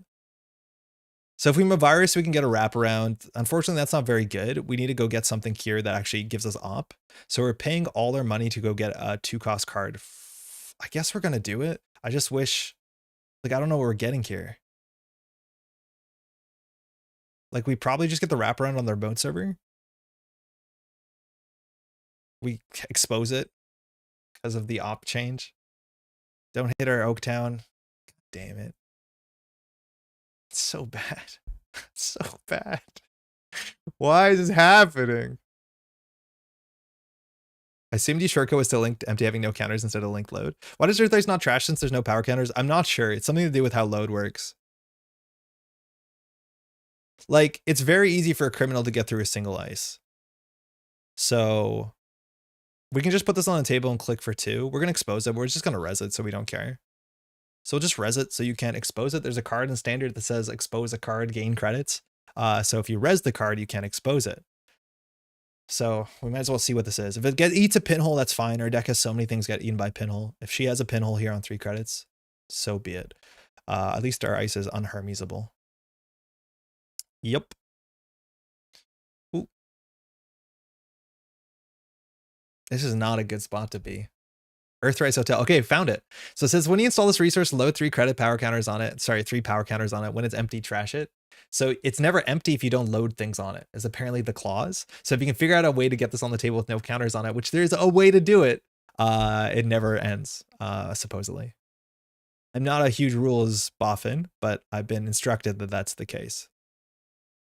Okay, Winchester on HQ is fine. We can stabilize economically, but only with this Regolith. Hey, Kato, how's it going? I guess you think about it as the difference between when it's empty and it should have been when it is emptied. Yes, when it is emptied. The clause has to have power counters and they have to leave for that to work. If we lose the Regolith, we lose the game. So we can install the Regolith. We can use the Regolith. We need Ice R&D. We just like need to install so many cards. So we'll put the Hortum in R&D and we'll expose it. We'll put this on HQ so we don't get diversion and lose the game on 5 credits. The version says run HQ, they lose 5, you gain 5. And so if they can just get through a single piece of ice by saying like boomerang, it's going to be bad for us. So we want to make sure that doesn't happen. Is there a new interaction? I don't think it's a new interaction. I think people just realized you can flip this up with a simulator and it breaks the game. Waiting on a 4-hour podcast to do some audio processing, so I popped in. Oh, no way. What do you use for the processing? I feel like it's part of my workflow that I'm not confident about. I just do what I've always been doing and been like, that's good enough. I need to learn more about it. There's the Amakua. Luckily we have viruses. We have no Stavkas. Like our face checks are not scary. I miss the ops of like 3 Stavkas. So this can be rezzed for all our money. We're just not going to res it because we need to be able to res this regolith. Luckily the wraparound is 7 strength and Amakua is going to have to do a bit of work to get there. But unfortunately, like Stavka. Archives is poisoned, which is nice. So eventually, once we get our money up, there should be no server you can run to get Amakua counters. So as long as we pay for the expose, we should be okay. This regolith staking is really, really important for us. Mystic, cool. This looks like it's mining accident. We need to keep our money up. Swap Thimblerig. So we could put Thimblerig on R&D, but it's very bad into Amakua, so I think it's okay there. So we can take 3 credits off this and discard a card. We can also just play Hedge Fund. Getting to the bottom of the regolith is nice because you get a 1 coster, so we can get just like a tithe for R&D. But I don't want to discard a card from this hand. Actually, we can because we have a Spin Doctor. I think we should just like manage the Atlas. I don't know if she'll run Archives. It chases out a Spin Doctor relatively quickly, which isn't great. I think we do need to empty this just because this becomes a 1 coster and then we can jam. I wish we had an Ice Wall, but I guess into Amakua it's not that great. I'd rather have an Oaktown. Oaktown's also nice because it's face up, so it can't get Hermes. Does that mean you can get an Infinite Julie as well? Yeah, I guess so. Yeah, why wouldn't you? Yeah, wait, that's better. That might be better, honestly. So this is a Biobands. Okay, so she's actually charging Archives. I'm surprised.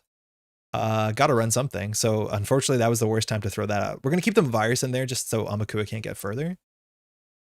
Yeah, it works with Julie as well. That's really cool. Wonder what's the best option to directly tie the draw to the removal of the power counter? All the Charlotte? Yeah, like paid ability like Charlotte, I think is an option, but that's very, very strange. Okay, Docklands, at least we got the card out of HU. I don't expect this deck to be on Sneak Door, but it probably has a lot of extra MU. Julie and Earthrise are the 2 known exploitable runner cards with Assimilator. You edit an Audition, okay, as do I. It's a good shortcut, but ignores cases that are non-loaded counters are added, like if you manage to advance a regolith. There should just be a rule in Netrunner that no card can have 2 different counters. But there are ways that you can put 2 counters on the same card. It's just ugly. We are building Julie Nuka Assimilator, getting free 3 cards per turn. Oh, last click pinhole. Okay, sick. With Chesva as well. So we lose the regolith, which is pretty impactful because not only do we lose 6 credits, we lose the trigger to get a 1 coster, but she is bankrupt. We don't want to swap that. So we can put Mavirus in the remote server and expose it. With the Mavirus, we can go get an instant speed Managarm, which might be hard to deal with. We can also go for a Tucana and push a Tucana in front of this. But the problem is like single wraparound is really, really bad. So if she starts her turn, she draws 3 cards. The best she could do is like play a Carpe Diem, luckily, on like click 1, install Boomerang run, but then she can't deal with the Mavirus into the agenda. So I think we'll do this. It's either Alice for a counter or Oaktown. Pay 1 to prevent expose. Yeah. So we'll see how she challenges this. A straight up an inside job. We probably lose to that. Well, we saw boomerangs. Oh, Nuka is the cost, yeah. You can seamless launch anything that you didn't install this turn, including the runner cards. Yeah, I agree. I feel like there should just be maybe a blanket rule that that's ugly. You can seamless launch like a hyperbaric. Can't tell which one of the advancements and the viruses and the power counters or whatever. The safest place to put your advancement counters for Red Planet Couriers is onto the runners, non-unique console hardware. That's advanced tech. Non-unique console, yeah. If you did agenda first, you'd save a credit. Oh, F off. Yeah, you're right, David. That's huge. Yeah, we should have installed this first. That would have aided the 419. Yeah, that's huge. I'm assuming they didn't break that interaction recently. Okay, so this can be rezzed. We have to stymie the Amakua counters. This also plays around Hermes, so we'll res this for 3. We can triple advance this, and actually is pretty tricky for her to deal with because it is can't deal with this if it's triple advanced. We can just score at the Oaktown. Unfortunately, we don't have the Tucana in there. The Tucana would be nice. Swap Thimble Rig now. Envelopment is good. We could slow roll this. We could do advance envelopment. Problems we're installing 1 card a turn. I think that's okay though. We could show this as envelopment.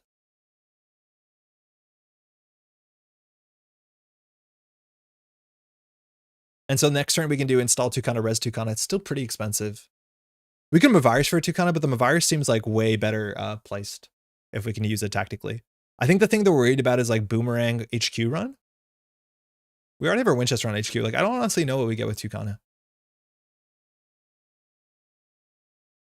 Nobody wants to see the horrors I've seen in the rules of this game. Okay, Cat's Cradle. That's still relatively expensive to deal with the Horde and the Thimble Rig, but Chesba helps a lot. You don't need the Cat's Cradle for the Thimble Rig. For the Horde, though, if you want to break most of it, it's like 4 to 5 credits, so it's 2 to 3 credits with Chesba. So triple advancing this is no longer an option because there is a real code gate here. This is the sort of thing where like Op gets awkward. Like, should we have played around this and purged with the Mavirus to get a 2-cost barrier here? It's like, no one's going to allow you to do that. Hear me out. Do I Mavirus to get a Managarm to deny 5 credits from the Dirty Laundry? I kind of want to do it. I kind of want to get a Managarm on R&D. This will be a terrible play, but it just feels nice denying 5 credits. I get account siphon the runner. I'm the account siphon. You still have to pay to expose this because of the Amakua, which is so annoying. But the purge hasn't happened yet? The purge hasn't happened yet. The Amakua is at 1, so technically this gets rezzed and then the purge happens.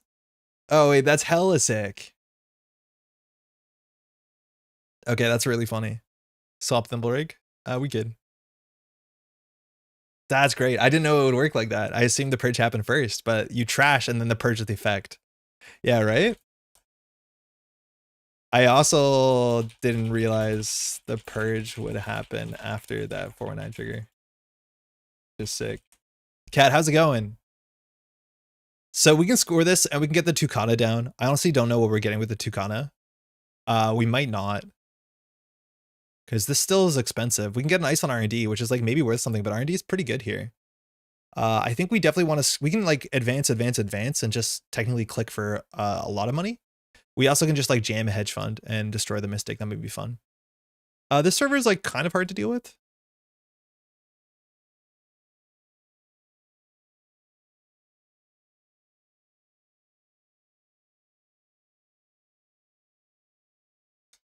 This is Koga's list. Yeah, Meteor has to go into the deck list of the week.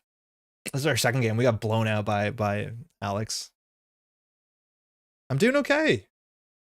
Studio's been in a good spot. Falsified, guessing above the law, guessing agenda. So that's a huge jump in credits. This is the card that we play around. It says like expose a card in a remote server. If you guess it right, get 5 credits, and you get an Amakua counter because you exposed. If you look at the rules document long enough, you realize they're amygdala all around. You earn them. You earn them. Advanced 2x, put in another agenda. Keys broke. Just check your pronouns, eh? So double Chesva. Eventually, this Managarm is going to come down on an early click. Okay, sure gamble to Chesva. So that's still pretty scary. She's aware what we can get done here. We don't have enough time to like swap a wraparound on there, and even then, eventually the Kurapio will come down.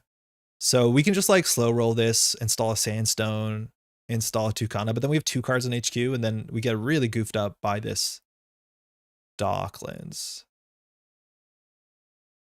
So if we score this out, we take down the Mystic probably. The class act is not super important. We're on 6 credits.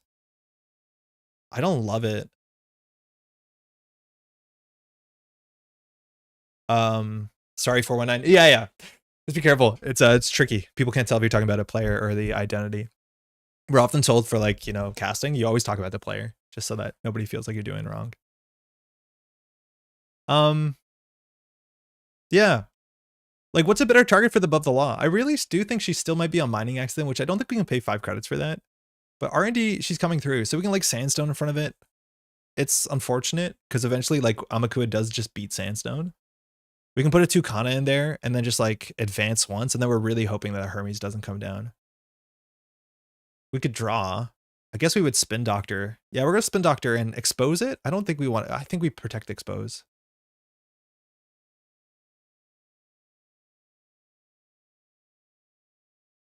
We really need to find extract. Oh, that's not good.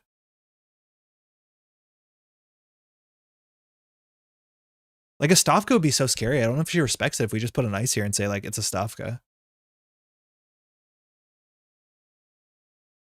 But we cannot res 3 ice. Like we just have to click for credit here and say R&D will hold. I'm not sure. Koga being on both Thimblerig and Wraparound feels right to me. I started doing the same in Facet List.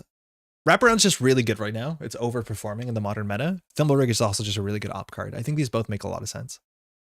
People were considering Wraparound, but they didn't feel it's necessary. And then the meta became so skewed where Wraparound's really, really good. All right, so she's just going to spend her whole turn getting the Aniccam down. I'm glad we have the Spin Doctor on the table here. We can shuffle it back, and there's still no Hermes, but 1, 2, 3, 4, 5, 6. There's still 5 agendas in 28. So she can use the Chesva credits, which is very, very powerful. Hey, Xylee. Xyle's Eyes. New Mirror 14, I'll say. Just stopping by to say I love your content. Hey, thank you. I'm returning to Netrunner with a few friends, and now we're learning that NSG sets accept System Update 21. Can't wait for the new standard format. You are experienced the exact same, okay, that went poorly, thing that I'm worried about, which is like people aren't picking up System Update anymore because it's rotating in like 60 or 90 days or whatever, which like, I hear you. I wouldn't recommend it. But yeah, you just need a bit of patience and we'll be back with some more Learn to Play content. Thanks for the kind words. All right. She's on game point.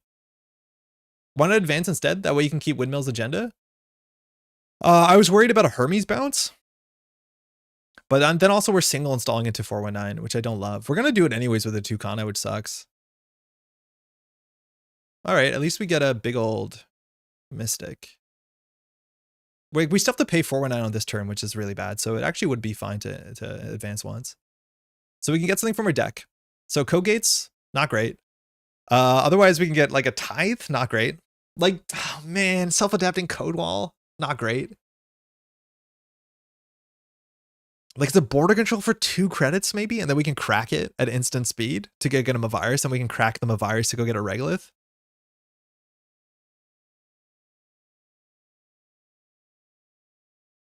This is not great. Notice our opponent is like just running R&D, and we will often lose off of R&D unless we can snowball on the remote server, and 419 is slowing us down. I don't think we pay to protect here because we're going to get a free purge at some point. But now HQ can be ran in and it's a 40% chance we lose. I'm getting so much love lately. Oh, there was so much op at CBI. And I think a big part of it is not because it's good against 419, which I don't think it particularly is. It's really good into a lot of the, like the virus anarchs right now. I think it's Stopgun R&D. It's 2 strength though. And like her Amaku is at 2. I don't think it's great. Like this at least gives us some flexibility, but it doesn't feel good to get a 2 strength Stopgun into Amakua. I don't know. I used to play in the 2016, 2017 era. Fun game still. Yeah, I played a fair bit back then. Welcome back. Characters pronouns versus player pronouns is always a fun one. There was a fun shift in League I noticed where people began defaulting a character pronoun instead of he, which was interesting to see. Well, if you don't have player pronouns, I think you do character pronouns. Too many people just like talk about games and just say your opponent's always a he, which like, that kind of sucks. All right, so we probably border control here. That gets us a virus in the remote server that we can fire whenever we want. It strands a boomerang, which is not a huge deal. Oh, forgot that we had one of those. This exposes 419, but like it doesn't really matter. No. But now we need to like just go get a Regolith back and hope R&D holds. But R&D still has 1, 2, 3, 4, 5, 6, 5 agendas and what's going to be 22 cards. Like I don't know how you win unless you can get R&D to be really, really good. So here we can Spin Doctor back in a Regolith and a Managarm. Managarm's another way out of this, but like we haven't drawn an Extract yet. Not drawing an Extract really sucks. So I'm kind of hesitant of shuffling this back in because I'd rather draw an Extract. We do credit, Extract, Jam Atlas, and then we have a virus into what's it called? The Managarm that we put back in the Skunkworks. So I think we just hope we draw an Extract here. I mean, I'll take it. I will take it. And we don't care about the expose because we have a purge button. Virus is gross. Yeah, we have 3 in the matchup. It's obviously very good. Wilson into the Amakua, but the idea is that it's an instant speed, like get a 2 coster from your deck. So why the heck not? All right, we're technically on game point. We'll do the hostile first, so we have money, and now we'll Tucana from the deck. And now if we get a Stavka, I think it makes some sense. Envelopment also does make some sense, but it is a bit expensive. Stavka, we can also trash a piece of ice, and we then can fire Op. Oh, we should have thought this through. So in theory, we can Stavka, fire the Tucana, go get a 1-coster, which would be a Tithe. That's not particularly good.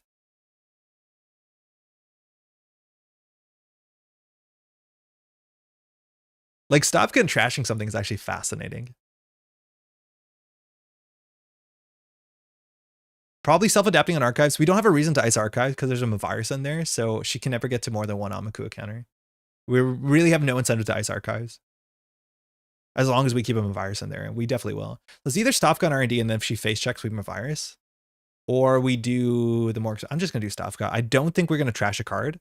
It obviously doesn't do anything because the strength like doesn't matter on this weird res, but allows us to fire Op this turn. I don't think we have a good Op. Stone res used to be 419. Yeah, now it doesn't. Now, unfortunately, it doesn't. So we could trash the Tucana to get a 1-coster, which is just Tithe. We want them a virus to purge. No, this is fine. Off the Tucana, yeah, but then we're just taking the one. We're taking an ice out of our deck, and for what it's worth, I think just padding the deck is something. Hoard for Sandstone. Yeah,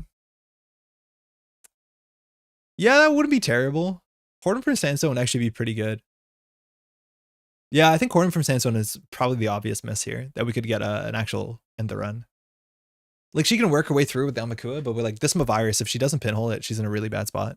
That's actually a reason to get an end the run on archives, is that it plays around pinhole. That is a reason to ice archives. So here, if we want to purge before start a turn, we can go get a Regolith, but we can win. We have 2 top decks that we win the game. We top deck Slash and Burn, or an Audacity, we win the game with this Atlas from hand. So here we either have to Mavirus to get a card out of the deck and shuffle nothing with Spin Doctor, or we can just get the Regolith back. I think we don't purge here. I think we just hope we top deck it and then still have Mavirus for Mana Garment instant speed. Okay, we finally started drawing these. These are good. Do we have a Holoman? Oh yeah, we have a Holoman. Oh, F. Yeah, we were short of credit. Oh no, we weren't short of credit. Oh, wait, yeah, wait, Holoman would have won. Because we Mavirus into Holoman, we have a Holoman. We do install. No, we were short of credit. There's one in the deck. You can still do it? So we extract the Mavirus, installs the Holoman. Then we install the Alice. No, we can't. We're short money, but we're also short clicks. Don't extract? No, we should. If we purge, we get the Holoman, but then we're on 5 credits. We need 5 credits. No. Yeah, we have it. Yeah. Because this is 5 credits. Yeah, seems good. I forgot we had Holoman. If chat didn't say that we had Holoman, I wouldn't have done this. It's so cool that this, at least from a virus, doesn't matter. Pay 1 to prevent? No, doesn't matter. Take that, rules team. I can have my fun again. I like the rules team. All right. Whew, that was close. Totally forgot we had that. Lucas, how's it going? Don't extract just... Yeah, we had to not extract there. The extract clearly wasn't good on clicks. I forgot we just like ripped them a virus. I was thinking that if we did him a virus on her turn, we can't get it, but that's like nonsense. We just needed the 4 credits. What was the ice on server 2? I think envelopment. I thought I exposed it. Maybe I didn't. And then I can just do Resol, Winchester on HQ. All right, we got there. Fast advancing out the last 3 points is quite nice. So just get to 4. And again, there's a lot of ways out of there. The virus was really important. So at least we set up the boarding control. Top decking this Audacity on the following turn. That's obviously huge. Not that we didn't shuffle our deck. And then we also have Slash and Burn. But still, there's a lot of agendas in the deck. Like, just touching R&D wins. I really need to learn Ob. My Shaper Heart Love plays like that. That is like... So the really, really cool Op plays you didn't see. Which is like, you know, you Tucana out, you score the Stavka trashes the ice, you get Op, you get something else, then, you know, like you can do some ridiculous stuff That is like 2 or 3 turns thinking in the future. I figured the Winnie from seeing it on RD, I think I managed the lowest value Dawkins pass. I had like 4 points in hand when you dropped it. So it looked okay. But then I got the ice. Yeah, this didn't do anything, but it changed how we played. It seems more like a more honest op deck, which is maybe what I've been waiting for. I think all the op decks that are doing, well, besides Venti op, most of the op decks at the CBI were all honest op decks. Okay, wait. Depends what you say honest is. There are some facet op decks. Some people don't think that's honest because it has facet in it. People don't like that. But like this is very, very old school. I think B-Blums is like the modern eminent thing. Maybe that's not honest, but that also is like a version of this.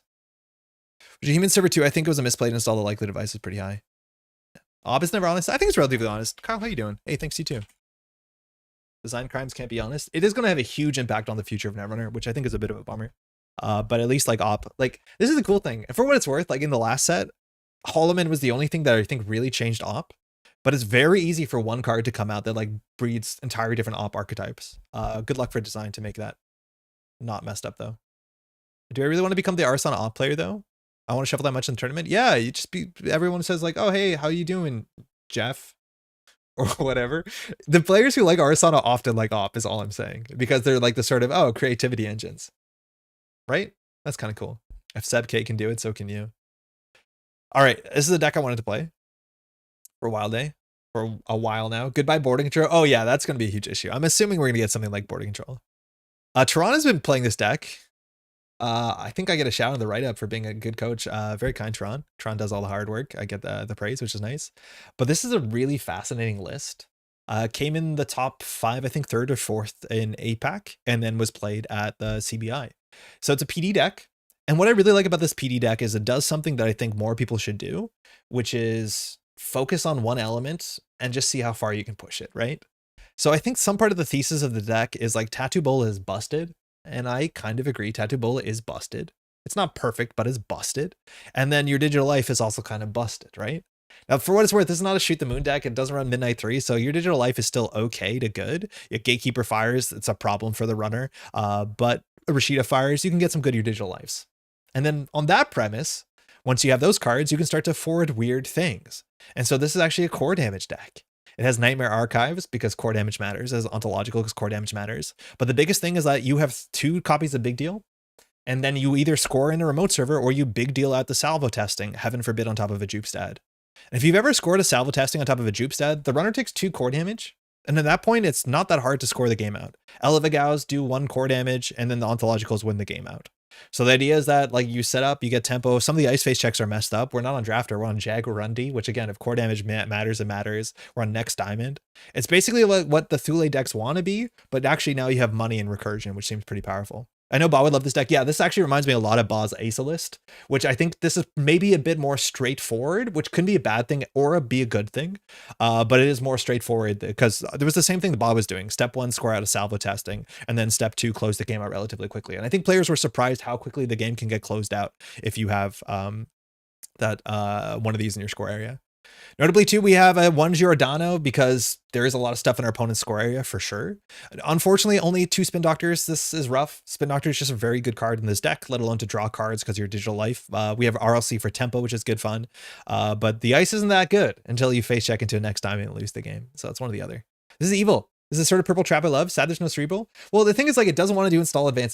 This is actually like, I don't love big traps and just guessing the 50-50 coin flip. So for me, this like feels a bit nicer, but rare to see next cards. Yes. And that's because you need a lot of good next cards for next cards to be good. And we don't really have them. We're paying 10 credits. I don't know how good that is, but we're paying 10 credits for this to get it crewed immediately. No Trank seems wild. Yeah, we can't because of regions. Just can't do it. I think I was just shouted out in chat too. Yeah. Ace is the honestest corp in the meta, prove me wrong. I agree, Jai, but it does also play a bit of shell game, so it's kind of cool. It's like a bit cheeky honest. Again, anytime somebody says honest, kind of try and figure out what they prioritize, because that's a really cursed word to describe anything, but I agree with you. Deck looks cool. I'm extremely mind flooded by Next Dice in 2025. I've seen this thing play, and it's like I've been in bad cases like practicing into this thing. It's just like, oh, that's bad. I'm on 2 core damage. The game is like very quickly over, and then it kind of feels like quicksand because the more aggressive you are, the more money you're giving them with Tattoo Bola, and it kind of gets out of control. Honest and tempo, meaningless terms. Okay, tempo means something. It's an Italian word. It means time. Big money deck. I feel a diversion of funds could be really scary. It's not, because you can bounce back. Like, that's the thing. It's like, it's really hard to stop at your digital life because I can play it on 2 credits. My turn can be credit your digital life, and I'll be on 6 credits. Thanks, you too. So I don't know.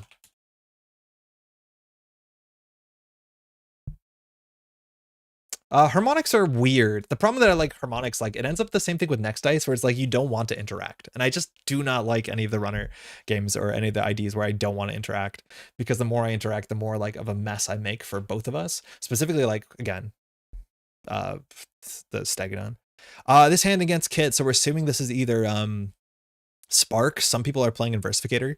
This hand is not good. I'm just gonna mulligan that for some sort of tempo. That is now suddenly a good card. Ban flop. I wouldn't go that far. We can have, oof, that's a hand. That's a really good hand.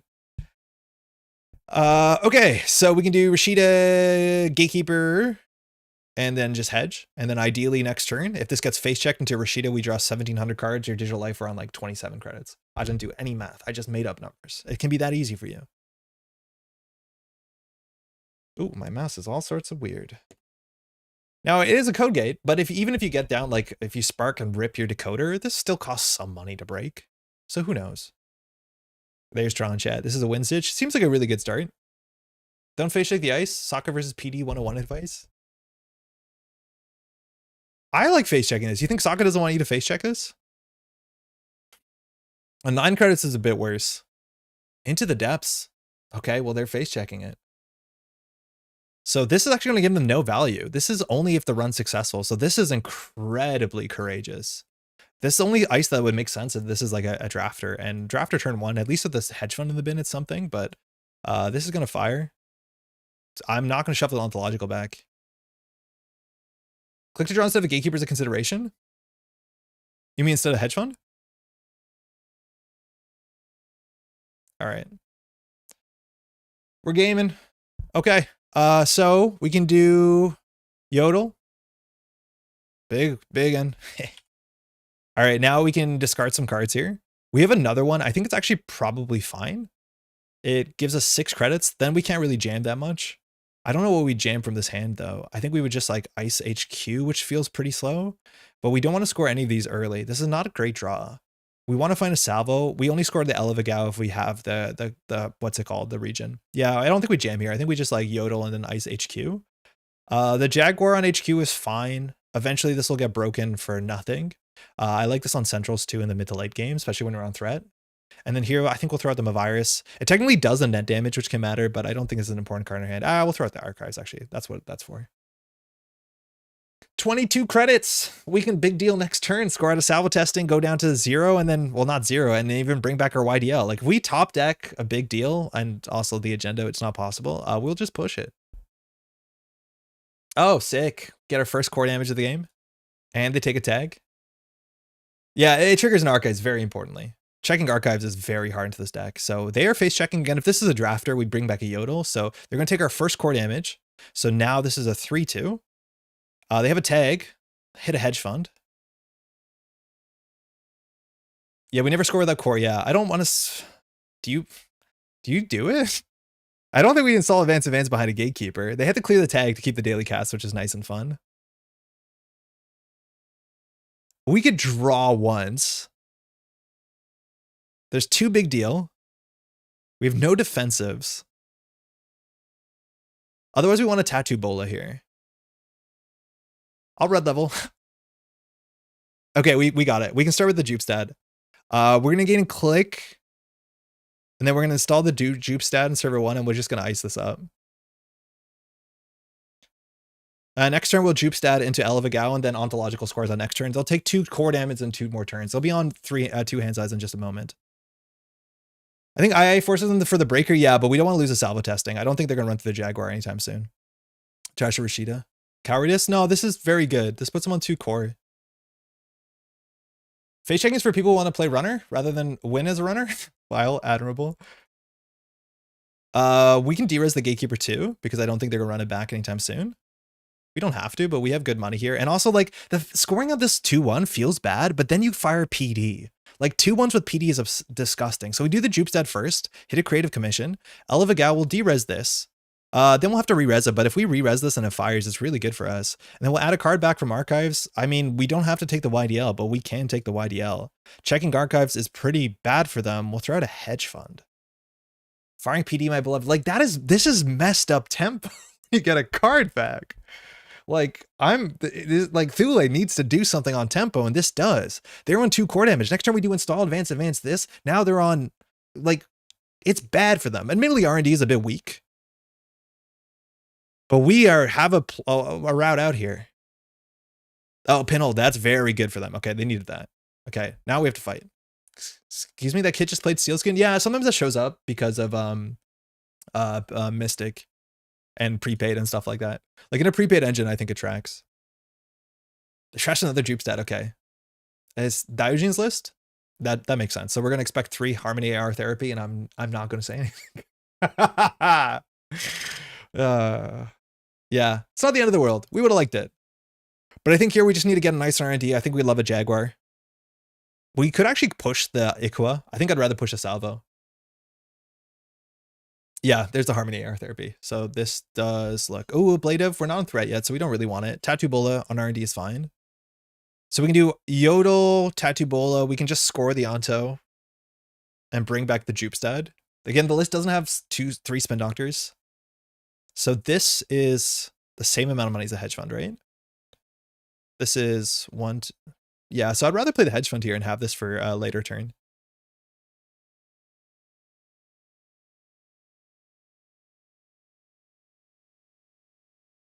I mean, I'll double advance this next turn. There's only 5 agendas in R&D and no 3-pointers, so it's less weak than it could be, or just there's a salvo. There's 2 salvos, 1 Iqua, so I just don't want them to steal the Ontos, because the Onto is our win condition. We can easily get to points by... Oh, they're going to find a Nightmare Archives. Let's see what they do. Have this little stink tank in here. Draw YDL Tattoo for extra $1. I think I want to push it a bit. I don't know if we need the extra $1. So they went for -1 agenda points. So they have a bit more work to do. 4-hour pod is exporting, so I'm back for the next 30 minutes. Hey, Kato, we're in for some core damage.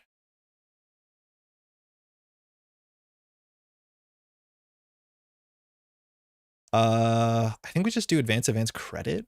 Oh, we can draw because we're PD. I don't need to tempo that out.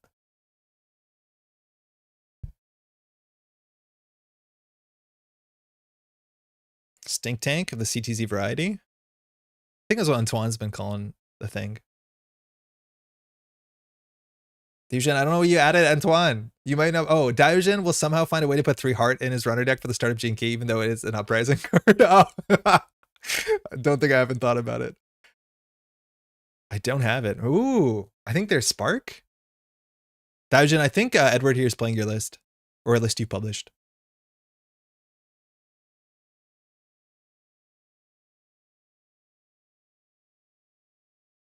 Oh, cool. Super cool. Yeah, totally.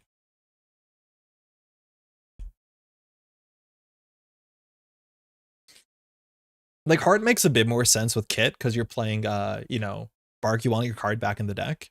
The thing is, I think on average, a lot of times when you play Heart and shuffle 4 other cards into your deck, it makes your deck worse. Like, this is the thing. I think shuffling 4 cards into your deck against PD makes your deck less consistent and worse because you don't know what you're drawing into. It's harder to find your other stuff. I don't know. So it looks like you're going to take another core damage. Then we get to fire our ability. We can red level clearance next turn clicklessly. All right, they're just setting up.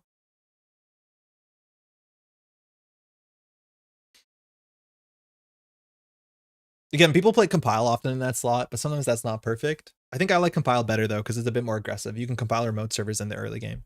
Like, Compile actually gets our friend out of this. They can compile the breaker and break 2 things, as opposed to Heart, which doesn't do anything here. All right, so we're just going to go... In theory, we should ask for action before we score this.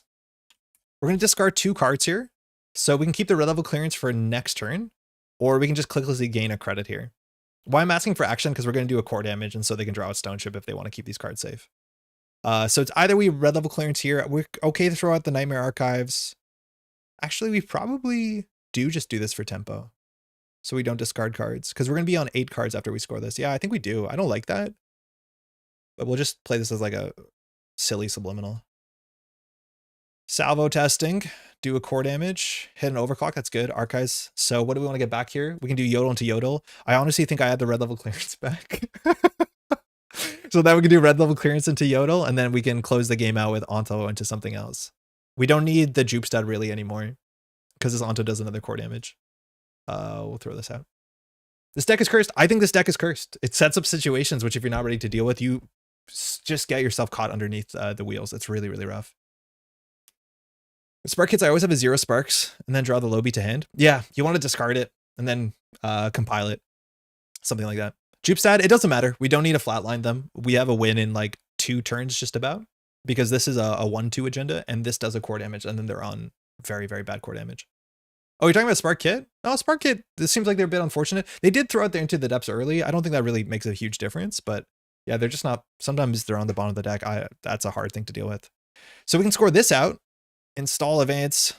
Oh my God. We can actually get a flat line. How much more money do we need? We don't even need that much money. Like we can score this L of a Gao, we can score the YDL. So if we do red level clearance to clicklessly draw a card, 2 cards. I think here we just do YDL. Like this is so goofy. Install, advance, score. We should do the salvo testing first. I misclicked. And then we can just bring back the YDLs. Like we can YDL every turn for the end of the game. We hit an overclock. They draw to Aniccam. They're down to 4 core damage.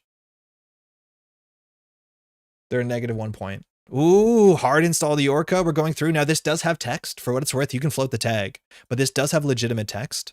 They have a really nice one in... well, they have 2 agendas, actually. But it depends what they do here, if they lose the click or not. They lost the click, so Equa is totally safe. We don't want them to touch... Okay, that's fine. We took back RLC. We could have gotten a core flatline next turn. We need to do 2 core next turn. Can we do it? So here... I think we just do the L of a Gao. I don't think we have to set up the Equa. Like we can do YDL. I think taking the tag, yeah, I think taking the Crag is correct. Yeah. Oh, if we went for jupe stat, you're right. We can install the jupe stat. Oh yeah, if we went for the L of a Gao, we can install the jupe stat. Like scoring an agenda on top of a jupe stat when they have a salvo scored is messed up. I think we just do this and put them down to no cards in hand. Otherwise, we can do YDL and like put the Equa on the remote server. I think that's technically safer. We have a chance of drawing into an Onto here, which would be good. No, it's fine. So we'll just do YDL. We'll put this in server 1. Even if they steal it, we're okay. We could ice HQ. That's fine as well. The blade of getting the jupe set back is pretty good. We can get the tattoo bola back. We can just click for a credit. The only thing they run is HQ. I think we just click for a credit. Andre the Tunnel. Oh, chat is going really quickly. I think I missed something. I don't know. I missed lethal. Uh-oh. Simply win. You're on 6. Oh my God. Oh yeah. Sorry. I didn't realize. We could have scored this out. Sorry. Yeah. Okay. Okay. Fine. It's fine. I'm enjoying the core damage too much. Okay. My bad. I totally missed we're on 6. I thought we had to score this out. Yeah, I'm on my way to have some fun here. Bro can't play other people's decks.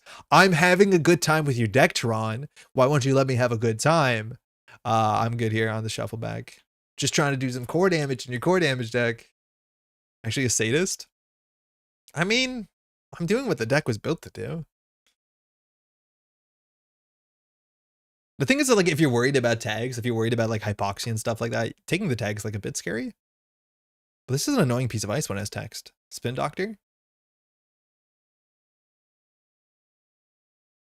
We can't even like big deal out, which sucks. Remind me to never be a streamer? Why? It's like, isn't it the #1 goal of like modern, the youths? Not that you're a youth, you know what I mean? They got one, okay. All right, I'll score it, God. Everyone is such a pain. Oh, I'm sorry, I'll end the game. That's really rough. If Edward stole 2 L of a Gao on those HQ runs, it'd be perfect karma. Yeah, I know, that would be bad. But then we would like work on the big deal. Thanks, you too. It's all affectionate. Yeah, if they had a spark, the game is interesting. Their money wasn't particularly good. We did snipe some overclocks from hand, but like this does just kind of snowball. It really does. At the beginning, I mulliganed away a hand that had both lobby summon and spark in it. Oh yeah, you don't want both in the same hand. That's for sure. Building remote and evil PD, SMH my head. Well, you have to score out. Where do you put your, this probably says no centrals. It doesn't. It should. Why doesn't it say no centrals? It just lets you put it there. You can put the jupes down on R&D for no reason. Oh, maybe. Oh, maybe. It's really hard. It's one of the weaknesses of the deck, random sparks at the bottom of the deck. Yep. Yeah, that's really, really rough. Again, compile is another way out. You can destroy your breaker and compile back, and I think that's faster than heart by like kind of a mile, which is why I'm not a big heart fan. But also, I don't think adding 5 cards to your deck makes your deck better. It makes your deck less better. Adding more cards to your deck is a thing you don't want to do in card games, unless you think you're going to play every card in your deck before the game's over, and you don't do that. And she planning ahead of when they print a card in elevation that lets you score directly from a central. Good old plan B. Compile's really good tech. Yeah, compile's really good because it also is like an inside job. It means, oh, I don't have it, I can compile and I can always get in this turn. And then it's unfortunately on the bottom of your deck, so you have to spark twice. You're going to hit the Orca, but it's up to you. I think it is. If you don't touch with a click left, you can't steal my Ikoa, which is nice. But being behind that many points, I think you have to take risks. If I'm trashing your cast, I'm not winning. And you like that for me. My solver was to draw like no tomorrow to get fast to it. Hard is there for the after that. Yeah, if you're drawing really hard, I could see having a reset at that point. But I'm not a big fan of it. Less cards better? Tell it to 109 cards game net. Oh, Zoe, no, Zoe, you shouldn't let that happen. Of course. Thanks again for the game. Yeah, there's a thing, like say you're behind -1 points to 5, you can't play safe anymore. You just can't. If you have some indication that I might have an end of the line or something like that, okay, so be it. But like you're going to lose the game to that end of the line, or you're going to lose the game in 2 or 3 turns. So you cannot play safe anymore. Just start face checking, start taking tags. It doesn't matter. That's a really big thing, right? Like you can afford to take risks if you're ahead. You can afford to take risks if you're favored. There's a lot of risks that you have to take in every game. But if it's just like, do I take a tag? Yeah, you just need as many clicks as possible because you just don't have enough clicks to see enough points to close the game out. It's very hard to lose clicks to Jaguarundi and still get enough time to see enough agendas. It's just very difficult. Adding 5 cards to your deck makes it worse. R is on Ari. Yeah, but he didn't heart them back in. He got those cards on the table. I actually can't believe he's on 50 cards though. Like at some day he'll look back on the list and be like, this is the 45 card list. So we're really lucky they banned Trick Shot, honestly, so that he wouldn't have to worry about it too much. I just read that, excuse me. What if the 5 cards you put back in the deck are better than all the cards that are already in the deck? Well, then you should build a better deck. I just think the situation in like this meta, unless you're playing into like a really slow ag infusion, like then it makes sense. Then I think playing for value is good. But often this meta, like if you look at the top cut, it's like a lot of op decks. Like you have to play for tempo, not play for value, which means a card that says this card, this click, this does nothing, but it will matter in the next 9 to 12 clicks to 15 clicks when I draw into all those individual cards back. And then also I have with those cards added back into the deck, I have a worse idea of being like, what's my chance to top deck into X or Y, right? Because your deck is just bigger and you added a bunch of more nonsense into it. That's the way I see it. So if you're playing for tempo, which currently modernly seems favored, there's a meta where playing for value is. And maybe the heart is not a big deck slot that you don't care. Arzon isn't playing 2 credits and a click to put those cards back in. You know he's not, that's for sure. How's S against this thing? Cursed. Tron will answer better. I think it's probably cursed. Hey, best of luck. Have fun. Too slow. Oh, sorry, Supernat. Bizaya, we need Ice HQ. This is the keep. I don't like it, but I trust you. Do you think there were times the deck wasn't found in a set until after the next set came out? Maybe. There's like some weird examples of cards that like just didn't catch on for some reason. Like Tranquility Home Grid saw like no play for a really long time. I don't know why. I do think that the art, unfortunately, is not particularly inspiring. That's honestly my explanation. I don't think that thing had better art. It would fly off shelves. So I don't know. Maybe. A lot of times though, it's like a meta shift too. It's like, oh, this interaction from an older set is better now because of the current circumstances. Like people pulled out Thule as soon as like Knob Curry got banned. Like that deck was not of the meta. It was of the past meta. Yo, Chris, how's it going? Best. Oh, I already said it. Oh, how do I open this? Like, I guess we just gatekeep HQ. I don't like this. I'm gonna tempo. Just tempo. I think we do credits. We ice HQ. We ice R&D so we don't get jailbroken. And then hopefully a gatekeeper draws into a yodel. Not reading that, Daria. Install credit. We can play slow. Well, shit, if I read that before. I didn't. Kato and me are on the same wavelength. See my HB shoot the moon card, play my HB shoot the moon card. Naked Jupe Stab is good there. It gives them too much of a read of the deck. Now, I don't know if they run it. Now they probably don't. But I would consider it. I would put the Jupe Stab on the table, especially with the Spin Doctor, and then just push out. Like, I think we can do this and then spay all our money to score Elevigao Jupe Stat deresing a Spin Doctor, because it brings back an RLC, which is going to definitely keep the ship afloat. But I'll play 6 for my first core. Hell yeah.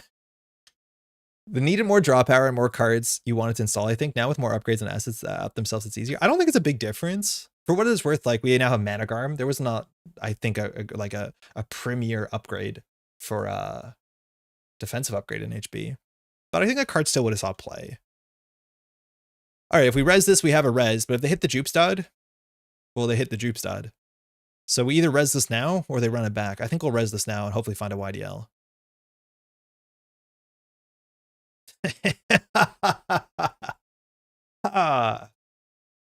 Slow down there. The deck will deliver YDL if it doesn't lose. Yeah, it's okay. I'm not losing this one. We're not losing this one. I don't care. I don't care. Oops. Too many credits. My bad. Gatekeeper's so cursed with the YDL. Oh, wait, we can't play it. That one was probably wrong. I realized we can't play it. We need a top deck a red level. No, this one was right. No. Hold on. Yeah, that was a bridge too far. I got too into it. I forgot we were bottomed out. We can throw the big deals out. Yeah, well, there's a lot we can throw out. Let's be honest. We're going to do credit YDL and be on like 11 credits. I wanted to deny Zaya 2 credits, I'll be honest. And what did it cost me? Everything. All right. Expand mode. Begin trashing. 1, 2. This is going to like force out our Spin Doctor, which is unfortunate. I think we'll shuffle the Onto back in. I don't think we want that early. It's pretty good on the Jupe Stud. We have to keep trashing though. We'll get rid of the Hedgie. We don't need all the Rashidas in the world. Oh, having 6 hand sizes is pretty sick. Maybe 2 big deals. Throw out both agendas. I want to Elvigao into the Jupe Stat. You want a big deal salvo? No. There's no way. We got Elvigao into Onto. I want to score the Elvigao and I want to score the Onto. Oh, it'll only be a 3-2. Yeah, okay, that's fine. Chesva, Wake, why does it have to be Debrado? Why don't people want to break ice? Or use any of the more interesting ice bypass tools? Inside Job HQ, Tattoo Rashida. Okay. The big deal's going to get trashed? That's fine. It's 3 credits. Man, Inside Job, you have to go Centrals is going to get me. It's just going to get me. It is going to make me upset. So there's 2 wolves. There's 2 Jaguars in us. One Jaguar ices up HQ and plays responsibly. The other Jaguar just does not care about those sort of things. Says, oh, I see you do not have I see there's no Hermes here. Don't mind me. I'm going to take out your Inside Job. You're going to send HQ next turn. Add a card from Archives. Honestly, Onto would consider it. I think we do red level.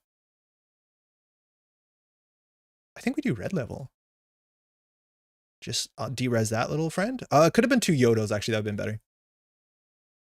The other Jaguar can get a big Yodel off of derez Spin Doctor. Yeah. I knew we were going to derez this. That's probably why we should have done double Yodel so that we can go for big deal. So this RLC is probably not the call. We could have done double Yodel, no problem.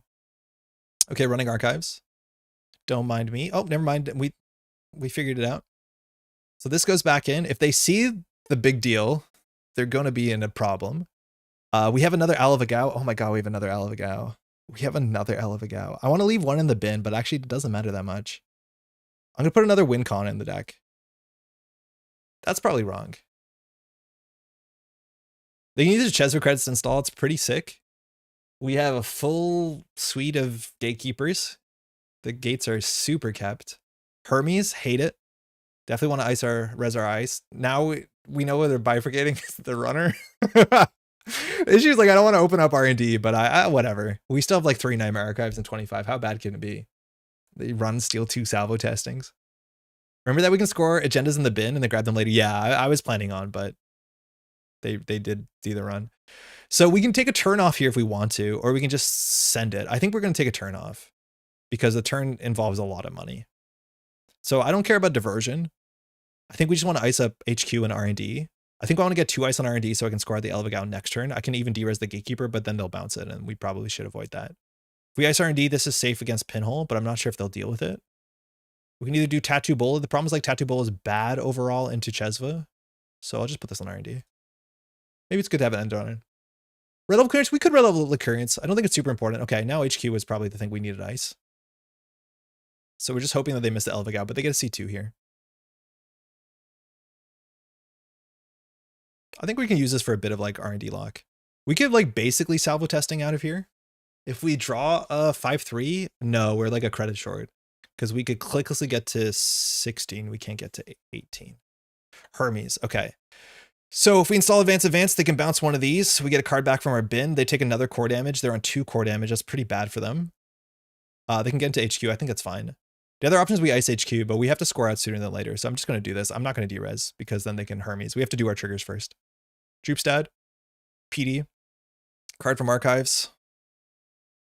Cool. God, PD is getting back yodels every single turn. Like, how are you meant to deny their economy when that's all they do? All right, I guess we're gonna score 3 of these. Wake is gonna go R&D. It's still a Gatekeeper, which is totally doable for them. But again, we still have a lot of Nightmare Archives. We want the Jaguar, we want the Tattoo Bull, we want the Tattoo Bull. I don't care about the Blade that much, I don't think. I don't think we care about the Red Level Clearance. Now the big deal goes, no, the big deal is like how we win. Like getting to 17 with our Yodel combination is really big because then we can just like big deal at the 5-3. These are really good runs for our opponent though.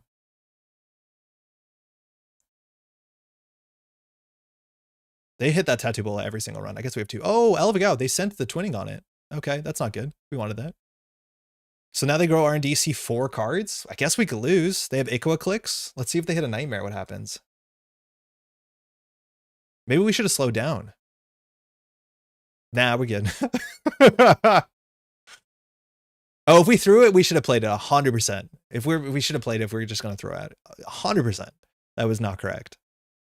All right, so they saw the next card. They trashed a Giordano, they trashed a Rashida. So we need to ice HQ, we need to ice there. That should be fine.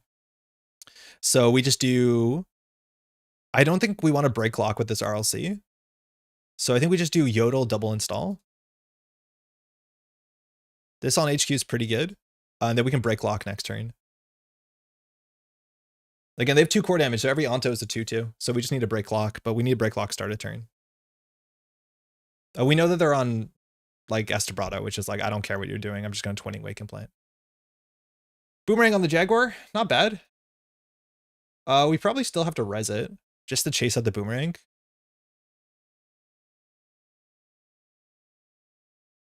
Yeah, then it's res too, which is good into Hermes. Our money shouldn't be that taxed. So they can't trash, but they will get a Wake and a twinning. So this positioning's not great, but we can't really move the Gatekeeper, can we? They're doing really good. They're making Xyz look fantastic. Oh, that was the next card? They didn't access that? Wait, we broke lock? How do we break lock? Oh, because we red leveled? What do we do?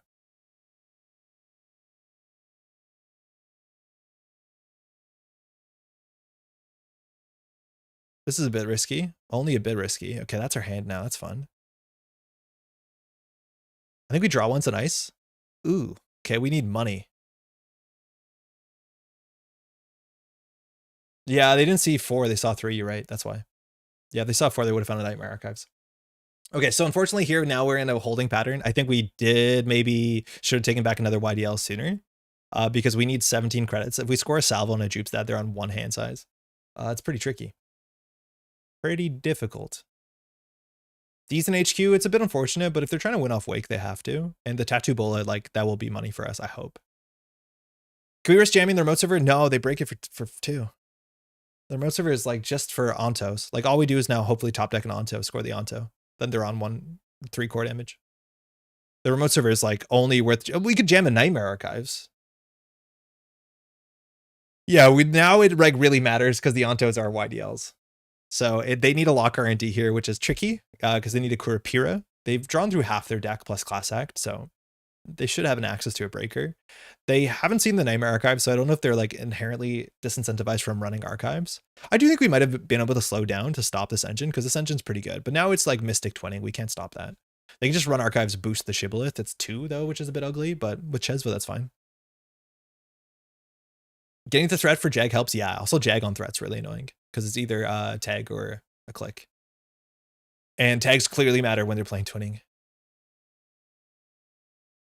Jag's kind of sick. Kind of a cool ice. Not a drafter, but it is like just as annoying, if not more. As much as core damage needs to matter. So we have 1 in 5 chance basically to draw an Onto. Let's see what Asakyun does to put the pressure on. 3 credits. Not even running archives to charge to twinning, so they have like a sure gamble or something here. Bummer. Major bummer. Jag is pretty sick. Please guess your big Jaguar impression. No. Rar. That's it. So we can throw the Nightmares. We can keep them in hand.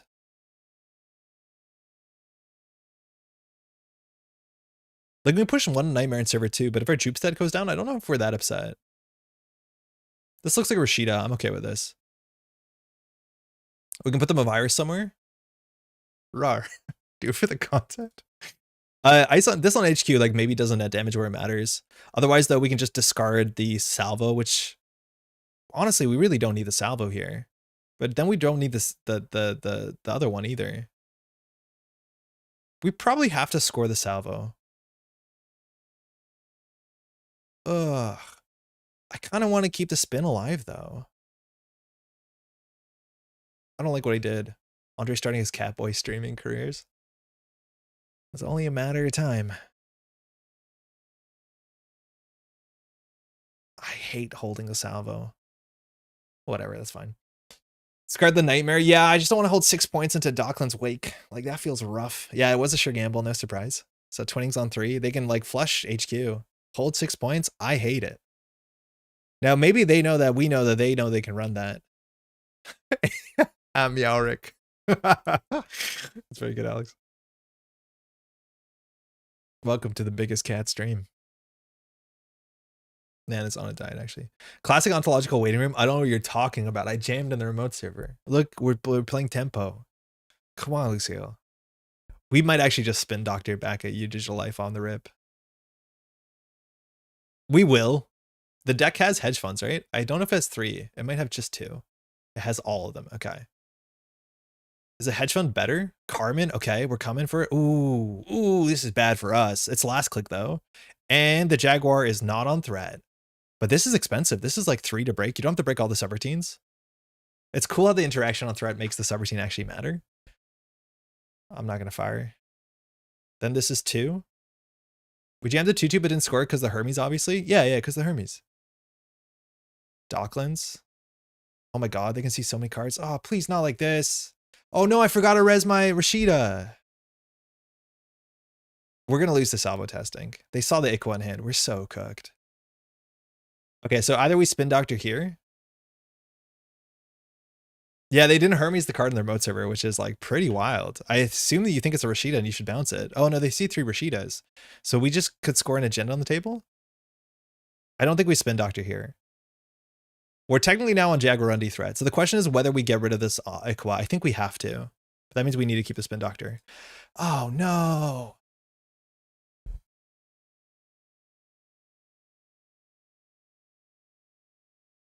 Sandarin, how you doing? Oh, this is so bad. If we score the Onto, they take a core damage. But yeah, but then R&D is open to a 4 wake with like a salvo in there.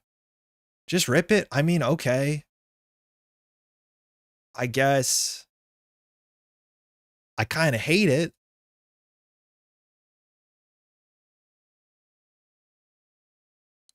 Oh, they trashed a big deal. I didn't even pay attention. Pick up YDL. Yeah, we don't even have a big deal though. They have to give us back this Tattoo Bola. And now we can throw out the Ikoa. Wait. When you use the Hermes to carve your hand? I honestly don't know if we do this though. Yeah, but we don't have the big deal. Like, do we throw out the Ikoa and put it in? I think it's safer here in HQ. Shuffle the Nightmares back in. Yeah, that's probably it. I think we actually keep this in HQ. I'm assuming they're going to run archives here. Yeah, with R&D open, I don't like putting the Ikoa there. It's much better behind the Jaguar. Pick up the Nightmare would also have been an option. Wait, what do you mean? Drop Mav? Yeah, Mav was actually better because it's a cheap trashable. Yeah, I'd rather not have this. So they're checking archives. This is going to be a really important axis because if they take 2 core damage, they flatline. So they have to go to negative points, which means we no longer lose a single 3-pointer. So they took exactly 1. So we still don't lose a single 3-pointer, but they're going to see multiple wake implants. Oh, that's incredible. Now they can't win. No, they can still win. They're going to see like 5 cards. They can easily win here. They're going to see like half the deck. They're boosting even. Okay, I think we have to like shuffle things back in. They're only on 3 credits. Do we shuffle the other Nightmare back in? No, they've seen all of them. We can't. So here we have to Spin Doctor back in. And I think we have to Spin Doctor back in the big deal. If they trash it, that's fine. But we just need to make this as less dense as possible. Or we hold. We want 3 points in hand since a piece of big deal and get out. Yeah, but we don't have the big deal. If we shuffle the big deal and they trash it, then that's a problem. Maybe we have to keep this to be able to break lock for Onto. I'm going to try and break lock for Onto. They could also like see 4 cards, run spin, C4. That would be better for them. So they're seeing 4 with Wake, 6 with Twinning. They found the Nightmare off the top. Oh my God. Okay, now we're good. They trashed another big deal. They hit a salvo. Uh-oh, wait. We lose from here. We lose here. Oh, Rosiah got 6 credits and we're good. We just need Giordano on R&D. Oh, it's in the bin. We are not in a good spot.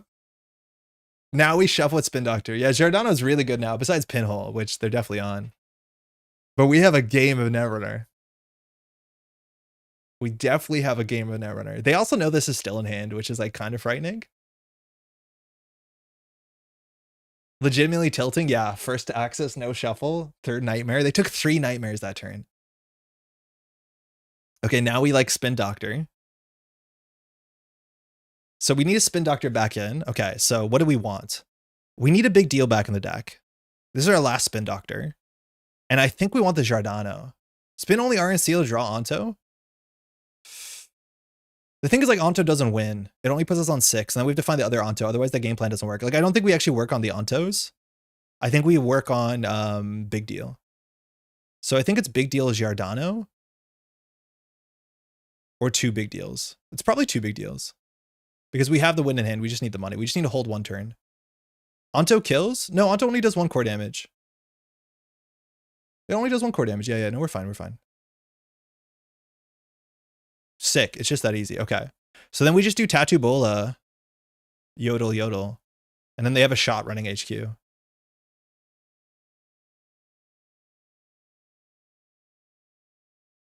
It doesn't kill. No, it doesn't. It just does 1.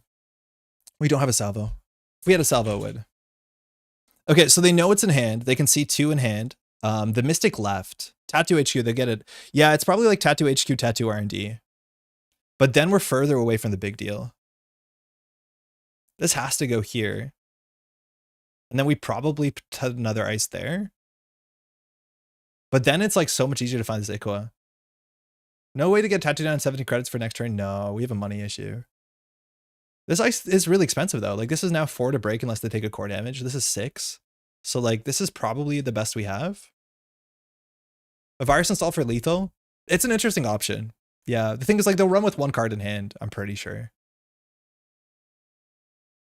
Like maybe we'll see here. Like this is the problem. So now we have to somehow play around Estebrado, which there's no playing around Estebrado. I really don't like Estebrado.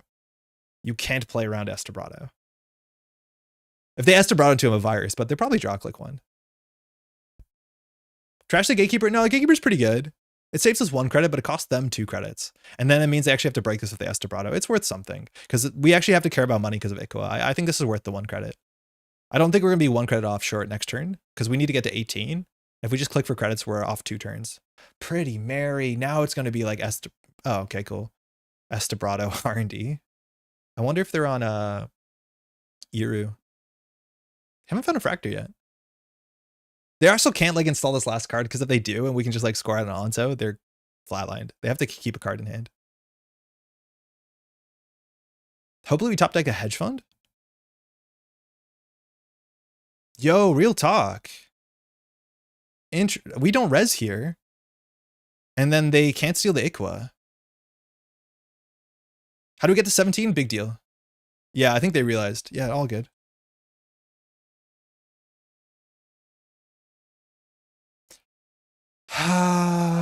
Like click for 3 feels bad.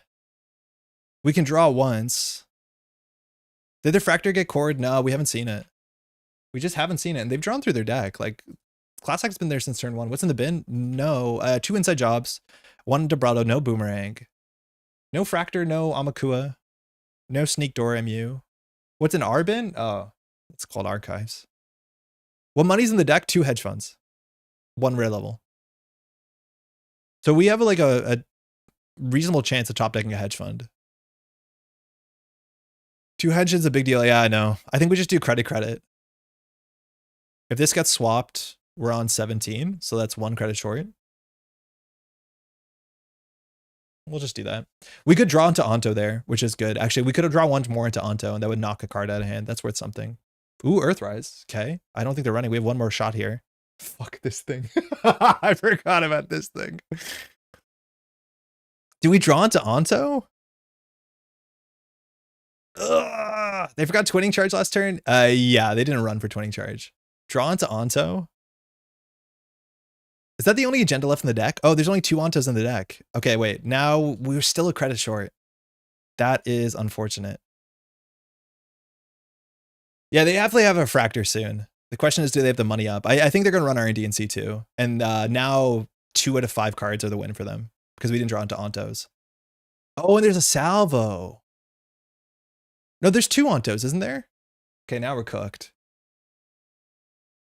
There's 2, like there's 3 agendas in 5, and they're going to see 2 of them. We are so cooked. They run R&D, they miss, you get enough to deal. Yeah, but they're going to see 2 cards. And there's, I think 3 agendas in there. Yeah, we got a bit scam. That's fine.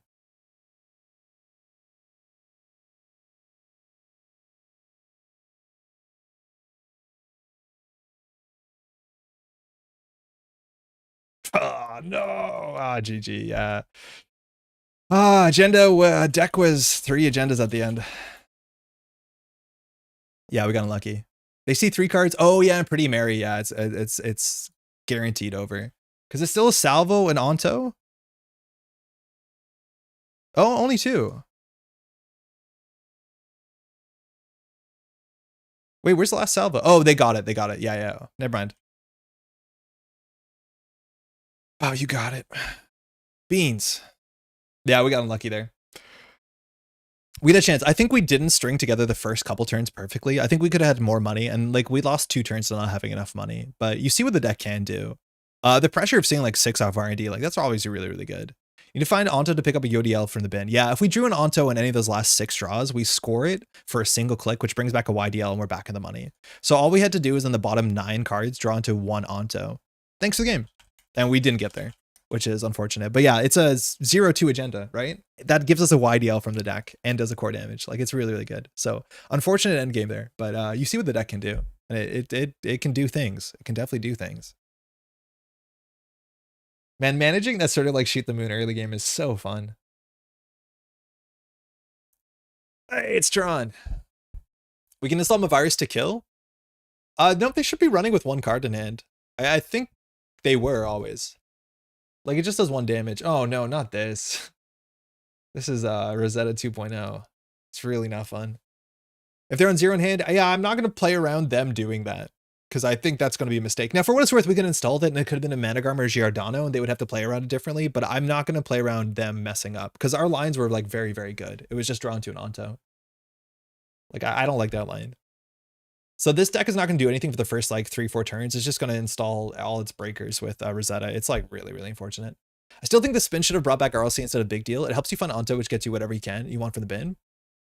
I think you're right, Antoine, because if we score the Onto, we get back a Big Deal from archives, and that's probably more important. I think that's probably a pretty good shout, is that we just wanted to be able to clicklessly draw through our deck because they were on 4 core damage, and that's super, super important with YDL. I think I'm not valuing how good YDL is, or sorry, how good PD is in that situation, where you have a 2-point that gives you a card from the bin. This hand's, like, fine if we draw an ice, because I don't think Isla's going to face check soon. So we can start with Spin Doctor, then Jam. Ooh, that's not a good draw. Now this hand looks bad. Fuck off. Great.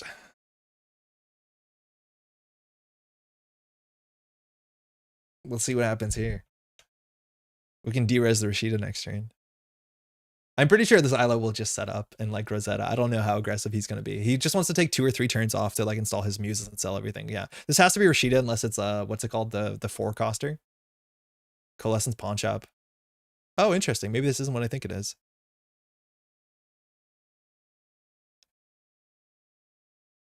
So we can de-res the Spin Doctor, getting back a hedge fund. I think that's totally fair here.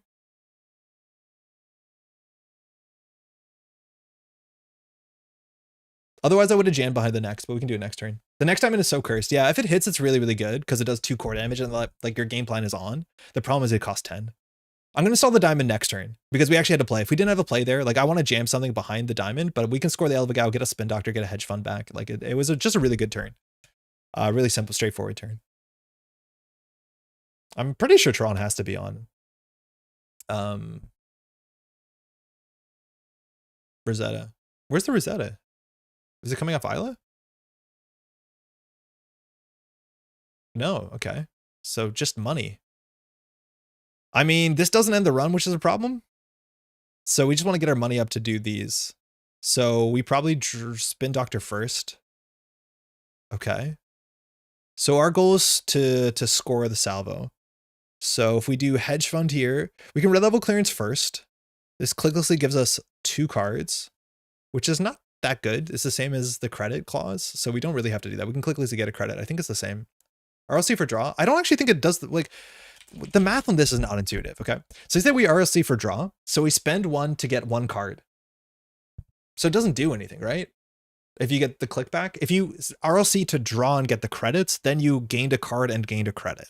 So that's technically 2 credits. It doesn't feel great. It's not about getting more money, it's about seeing more of your deck. Yeah, but I'm good here. Like, I think, how's it going? I think we just do YDL to hedge fund, maybe? Okay, fine. Like, this didn't seem great. I don't know. So if we gain the click, we can at least do YDL hedge fund install and ice HQ. We can't big deal unless you take a credit this turn. So we could have big deal and been on 18, but our density on HQ has to be pretty high. It's same as the credit, but also draws new cards. Yeah, but I don't know if I click for a credit that turn. No, for sure. I'm saying that's part of why it's in Moonshot PD. Oh, no, I like it in Moonshot PD. I just think there's a lot of times where people do it into the YDL turn where it's not actually worth anything. So now we just want to put something in the remote server to keep Tron busy, and then we'll just, like, big deal salvo this out and hope for the best and see what happens. Coalescence, okay. Just doing Shaper engine over there. So now we have 2 options. We either do a core damage for 2 core damage for 10 credits or a core damage for 18 credits, bankrupting us. One of them is going to happen. With an Elvigao out, one of them is a bit worse. It's hard to clot, mind you, big deal. You have to clot on the, before you advance it. No, after you do the single advance.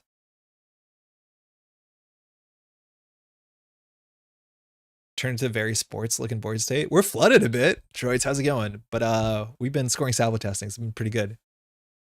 I'm so surprised it's not Rosetta. Tron does just like value Aesop's and a reason to play Isla. That's not fantastic into PD, that's for sure. Do you think he face checks? Career Fair into Earthrise? Artist? Okay, we're flying. Look, somebody wants a YDL over here. Orca. Okay, the next diamond is broken for 4 credits. That's not good.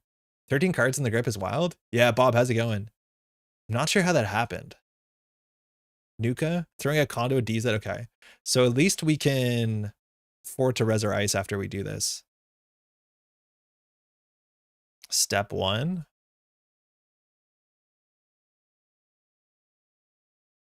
Score salvo testing. Hit a heart. Okay, that's not coming back. Choose a card from archives. Yodel. End turn. Throw out the nightmare archives. I think we throw out the salvo testing. This is the first time I've heard it called Moonshot PD. Really? The artist, a rare card. Yeah, this sees nearly no play. It's very, very slow. It would be really good in an older Netrunner. But it's a bit slow. Tron has been like setting up aggressively. Like this is turn 5 and Tron's on 15 credits, 13 cards left in the stack. Like he's been cooking. I haven't been paying attention. Oh, reboot. Okay, cool. Aesop's fodder. Now this does Axis. So this is plus 15 credits. So we're gonna have to be picking that Spin Doctor out. The Nightmare Archives will still be in there. So we'll see how Tron interacts with it. I think at this point we'll take back probably the RLC, I think. We want to do another core damage. Reboots instead of accessing? No. Oh, wait. Wait a second. That doesn't access. Yeah, it doesn't access. I didn't know that. Why would this not access? Want to walk that back? I started reading it. I couldn't get that far. So unfortunately, we told our opponent there's agendas in the bin. Gonna Simulator Julie to use Artist. Oh, Tron. Yeah, maybe Tron is. I don't know. Tron does do Eternal. We'll see in a simulator. This is probably an assimilator deck, considering it's Orca. I'm assuming that this is an assimilator deck, and Tron didn't draw it. Yeah, it's all coming together. The Basilar Synthclan, this is an assimilator deck, guaranteed. I see where this is going. There it is. Yes. So Tron is part of the Eternal Sickos that figured out this assimilator tech. So there's some really weird interactions going on right now in Netrunner. Give me 1 second to explain. So Assimilator is this 5 influence Apex card, and it allows you to spend 2 clicks to flip one of your cards face up. So you basically get a card as long as you can install it face down somehow. Yeah, please. But you just install it. So you can install all these cards like Lobisoma and Orca, and you can just flip them face up, and then you don't have to pay the cost. But now on top of it, cards like Basilar Synthclan, they say as an additional cost to install this, take core damage. You don't do that. You just flip it face up and figure out how good that is. But the biggest thing is Earthrise Hotel. People have recently figured out today, I think. When you install this resource, load 3 power counters on it. When it's empty, trash it. Okay. Standard clause. When your turn begins, remove a hosted power counter and draw 2 cards. Notably on that text, remove 1 hosted power counter and draw 2 cards. It's not remove 1 hosted power counter to draw 2 cards. So what happens if there's no power counters on Earthrise Hotel? Technically it would be trashed. But what people figured out is that if you don't load counters on it, it's never empty. Because it never had, like, you can't empty a card that didn't have tokens on it. So if you flip this face up, and mind you, that's a very big thing. When you flip it face up with a simulator, it doesn't install it. So you can't flip up a liberated accounts because you don't load it. You can do it. It just doesn't do anything. But flipping an Earthrise face up means it goes on forever. An ability on a card that refers to a card becoming empty is linked to a preceding ability on that same card that loaded it with counters. This means that the former text never became active as a result of the latter text never becomes active. So if you don't load it, it can't be empty. We then try to execute as much text as possible and start of turn removing no counters and drawing 2 cards, confirmed by Tuno. Fantastic. Can you flip up cards in VRAM? No, because they're not installed. VRAM's not installed, it's out of play. It's wild. It's super, super wild. And so there's some strange interactions. Firstly, we're going to just see expensive cards come face up, but it means Earthrise Hotel goes infinite. Julie Moreira Lee goes on infinitely. I don't think I can spell her name. Oh, nailed it. So this can go infinitely. And then on its own, a simulator has some weird edge cases where you can install really expensive stuff entirely free. But this was discovered today. Tron is a big, this is like, Tron is just trying to show a thing off. I think we're going to get away with some garbage here, but yeah. Wait, how do we win?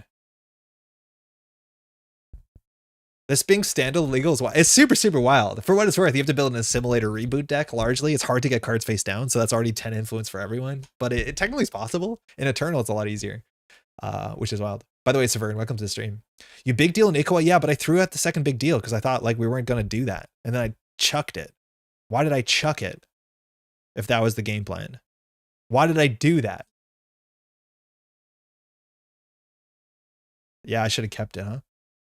At least you have to pay 10 influence for it. Yeah, it's goofy. And I don't honestly think at the end of the day, an Infinite Earthrise is all that good, but like we got to see it. And apparently it doesn't break JNet. So the turn was flip up an Earthrise that goes infinite. Seeing an Earthrise with no counters is something only that happens on table play where someone forgets to trash it. And a Basilar comes up. Technically, you don't get a lot of clicks until the start of your turn. So installing a Basilar halfway through your turn doesn't do anything, which sucks. Another downside to Basilar. But now this is 2 draw and 5 clicks. Basilar, mind you, always worked like that. Okay, we need to do another core damage somehow. I asked about decks. We only found way later, and Tron rolls up with a hole up. Let me cook. Sick. 5 credits. Aesop's Pawn Shop. I don't know what these face down cards are. Technically, we should know, but I don't think Cyber Feeder's set up for that. Oh, there's a Rachel Beckman down there too. What else is on the table? Harmony, Basilar, Conduit. There's a Conduit coming down. We have to deal with that. Hosted cards aren't installed, so Simulator can't flip them. Exactly, yeah. A Simulator only flips installed cards, and NVRAM is not installed. If it was they were installed, we could trash it. Joking? You scared me. You genuinely scared me. So Lobi, Tattoo Bowl, and R&D seems like a problem.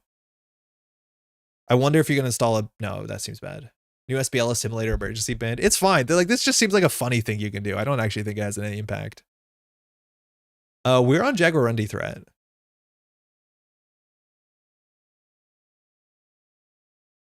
So Conduit can get flipped up, and a Conduit run with 5 clicks seems scary. Tattoo Bowl can only be broken once with Lobi, though. I'm at a loss for what to do here. I think we had to keep the big deal to have a chance. But we have 2 Tattoo Bullets, which is kind of like pretty peak. I think we just throw out the Nightmare Archives. Was looking at Matryoshka. Oh, Matryoshka, the cards are not installed. I think they're hosted, but I have to double check. I think it says on Matryoshka in brackets, it'll be like, these cards are not installed. So that you can't get a Maven to the moon or something. Basilar is like the old Rachel in Apex tech. Yeah. Scored an Elvigal to get a big deal back. Yes. We ideally want to get 1 more core damage because then the Ontos actually start moving.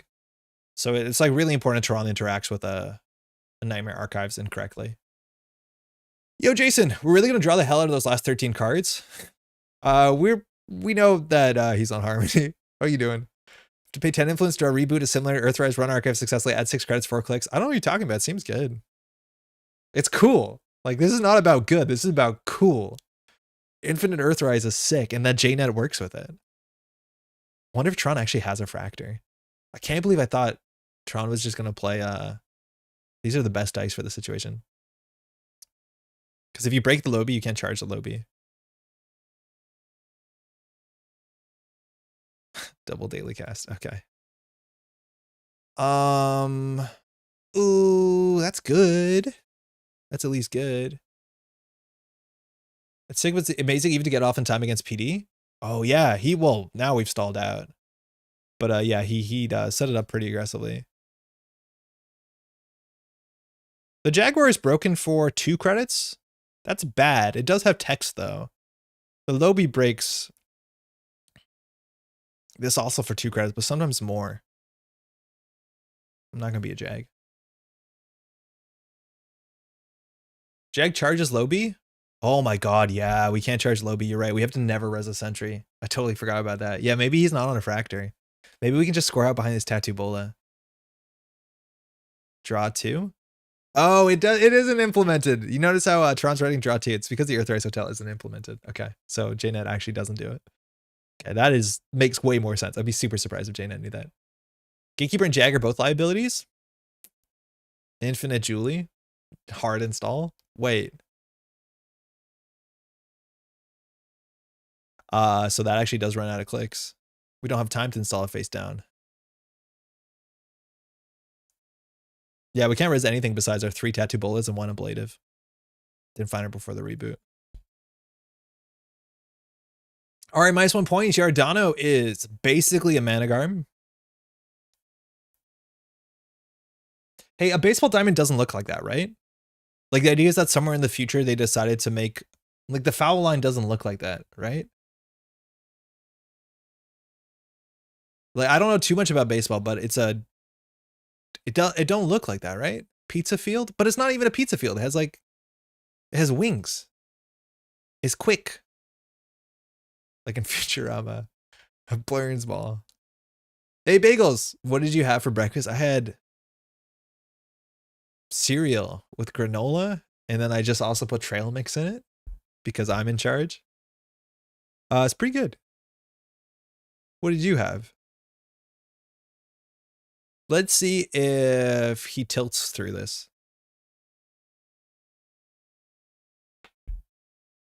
Kind of looks like that. He can hard back the reboot and Julie later. The wings can be there. The home base angle is wrong. Wait, the home base angle is wrong. Wait, where did it go? It's here. You think? Maybe they're just like playing soccer in the back. Oh fuck! There's a fractor. We're cooked. Score? We can't score. This is a 2-2.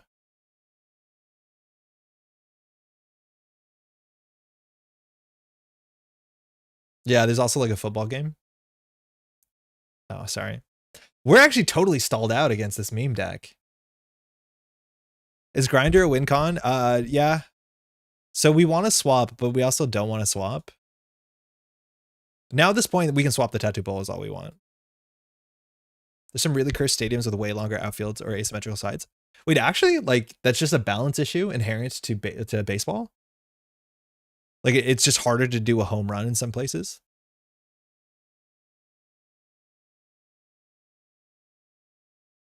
I can't believe we threw out the big deal. Sick. That always happens. Milanomi, how's it going, by the way? We threw out the big deal. We were on big deal credits by just sitting back and doing nothing. How can we be so clever? Spam back big deal to win? Look how good this card is. I honestly like the idea. Like, put any deck 3 tattoo bullets, 3 YDLs, and see what happens. Yankee Stadium is famously way easier to hit home runs. What a bunch of doofuses.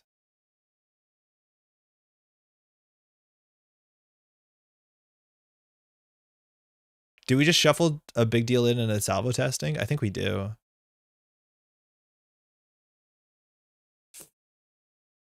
Baseball has map advantage. You think they ban out a couple stadiums before they figure out which one they're playing in? I wasn't saying score, celebrating the fact that I guessed what Dan had for breakfast. Oh, what did Dan have?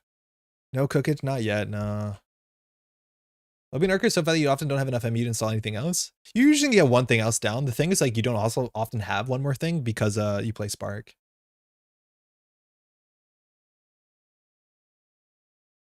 Shuffle both big deals? Are they both in here? No, only one's in here for some reason, because the other one gets RFG'd. We only have one. It's very good that this card removes itself from the game for what it's worth. I kind of wish if you trash it removed itself from the game, but I feel like that would be upsetting. Can you counterpick stadiums in baseball? As a really low ceiling. All the balls just bounce off and down. I guess. Like, we only have one more spin doctor, so we have to get the salvo back in. I think we would go for the RLC. I'm just going to hope that we rip it. So we'll go big deal and we'll put the salvo back in, whatever. And that's obviously not a draw. This forces interaction. Interaction is inherently good. It favors us. There are like 1 or 2 hockey stadiums with non-standard benches that only have 1 gate instead of 2, so you have to jump over the side to get in or off the ice. That seems cool though. Like, your sports has more sports in it. Seems like kind of what you wanted it to be. Oh, there's also gymnastics. Cool. Now that they have to like jump over a hurdle before they and after they do a violence. It sounds fine. Did we sell the Lobby? Oh shit. For Game 2 of the World Series, the Red Sox chose Final Destination. No items. Which means you can't play the baseball bat, I'm pretty sure. All right. This is bad. I mean, we got infinite money and the Rashida will stick, so there's a chance.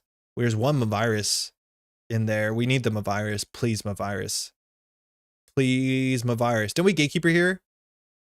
Alex, yes. Yes, Alex. Yes, we do that. I didn't pay attention. I was thinking about how hockey works. But we want to do it after this so that we're forced to shuffle. Oh, I hate what we've done. We have to shuffle anyways, which is sick. So we actually draw new cards. Yeah, this is good. This is a blowout. That's so Canadian coded of you. I mean, let's say I did this tactically on last click. That's so mean and risky. Yeah, and super calculated. The problem is like gatekeeper on. Oh, fuck. Oh, it was really good. It was really good. We win. Sometimes we just win. That was like the sickest play I made on accident. So we actually just broke lock into the big deal. I'm just going to res this for BM. Ooh. Oh, we had our RLC. I haven't even considered RLC clicklessly installing the jupe stud. Bro is built so different. Yeah, I know. You needed 5 clicks. I'm giving you the Basilar core damage back. Doesn't even know he's making god tier plays. It's actually like an interesting play that might be correct. That you keep him busy because he can't. Well, he could win. All right, we got there. Oh man, that's sick. That was a really fun play, actually. Yeah, good game. Glad to see the interaction. I was so convinced you were going to Rosetta me.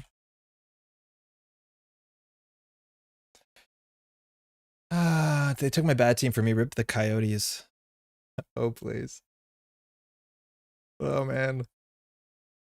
I'm not a big hockey person for what it's worth.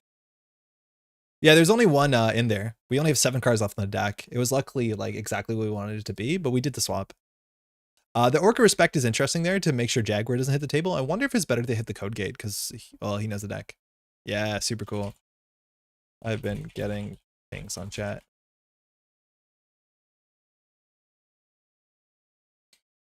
More a fan of small hockey, like street hockey. I grew up on a cul-de-sac, so there's a lot of street hockey. I never played though. I was poorly socialized as a kid, and I don't know how to skate. One of those things was more preventing the other. I'm not sure. No. Oof. Maybe we can do one more. I'm not sure. From Panicked Rules, look up to a whole deck in an afternoon.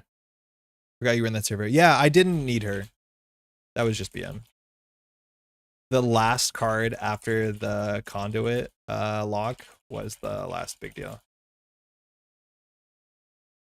I think we Netrunner should take some notes from hockey and allow the occasional fist fight. Honestly, no. I hate hockey because of that. I can't believe it.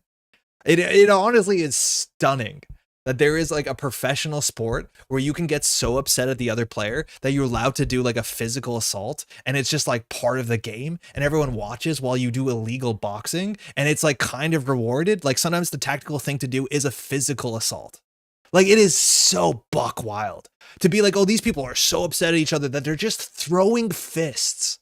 Like that is a society was constructed that you cannot attack another person no matter how upset you are at them. Besides the Nazis, you can hit them, but like everyone else, like that is buck wild. Oh, you did a violence. The crowd is cheering, even though that's technically an assault. But no. Oh man, I really don't understand hockey. Yup. Fighting is being slowly removed from hockey. I don't get it. Like hockey is a cool enough sport. Ice skating is cool. I just don't understand it. You can just start beating up someone that you don't like, and everyone's like, yeah, it's cool. It's like, what? You should be ejected from the game. You did a violence. That shouldn't be applauded. Unless you're doing a violence sport. Which I know there's physical contact in hockey, but like, come on now. If we ban fights in hockey, Canada stops being nice. It's like a conservation rule. That's where we send all our anger is to hockey. Hey, thanks for the game. Me, when I parent to Elgatlander round 1 of regionals again this year, I would throw hands. I don't know why, Lucille. Why? I don't know. I hope everyone's okay. Is it legal to bring a bass knuckles? No, that's why I think you have to take your gloves off so they know what you're hitting them with. It's just honestly nonsense. How can you do that in a sport and be like, this is a reasonable sport? Like, there's brain damage trauma sports that people like sign up for. They know what they're doing. Some of those stuff is a bit cursed. Obviously, most of it is. But like, you can't just assault someone and be like, it's part of the game. Like, imagine you could throw hands in Netrunner. People would be like, no, don't ever come back. I'm going to call the cops.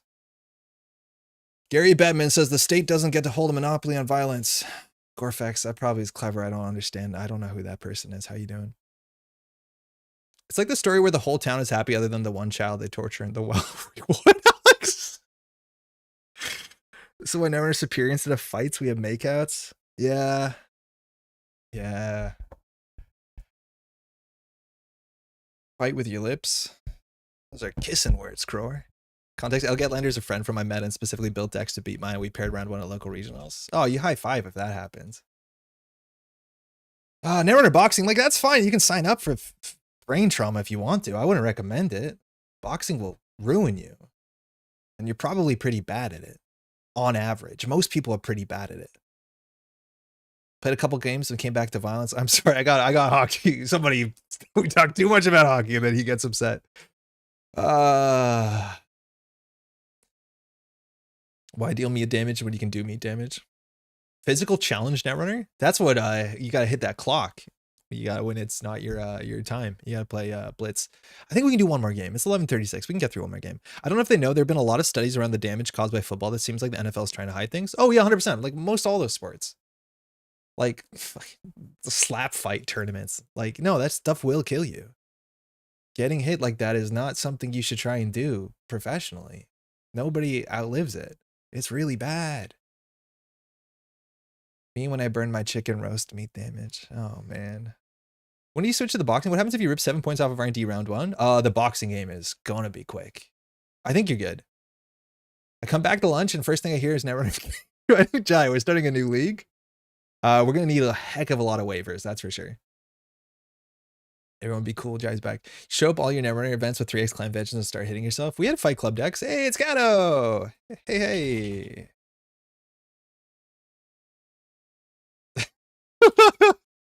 Or I will. It's one of us, that's for sure. It's hard to overstate the physical damage I receive when I'm holding all three of my 3/5s and the runner hits R&D 3 times and rips 3 3/2s. They're deep diving, they're missing it. Feels good. Pair 4 suddenly means a lot more. I think more games than MTG Pokemon Lorcana should have a chess style timing clock. It's really difficult. I think for those games you might be able to, but you have to watch out, Bagels. Any game in which you do actions on your opponent's turn, the clock functionally makes no sense very quickly. This hand is very bad. Thanks, CT. This is Kato. Kato's the best. Mull. Yeah, I don't know. We have 2 Celtics. Yeah, I'm gonna mull that. Chess clocks don't work games with frequent priority passing. Yeah, they don't. They really don't. The thing is, like on chess, there's no paid ability windows. We should add paid ability windows to chess. Maybe then I'd... It's funny. It doesn't make me like chess more if you had paid ability windows to it, but it'd be pretty funny. We're gonna play chess clock Netrunner next week with Pat. Tune in for that. That's on Thursday. I'm excited. All right, Freedom. Don't touch your stuff. Stop it. Tattoo Blow on the remote server is okay. You can't really deal with this too well with Freedom. If you put a boss on it, it's not good for you. So I think we just do Hedge Fund, Double Ice. It's only bad if she like rips an Imp, but you don't play Imp in Freedom. Like Leech is a problem? Oh, we'll just draw once. Okay, that's fine. HQ is where it's at, obviously, here.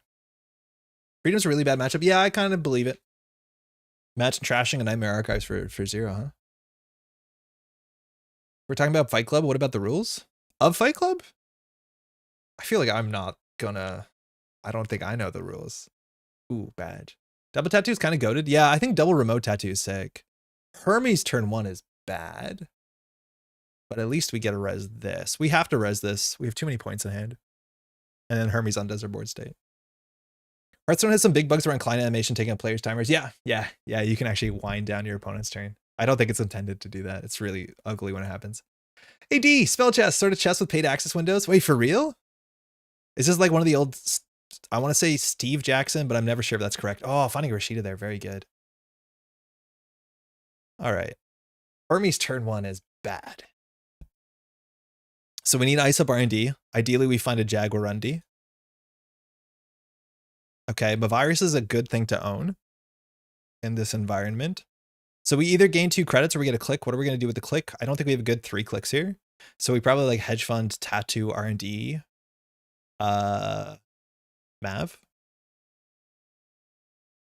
Yeah, that's fine.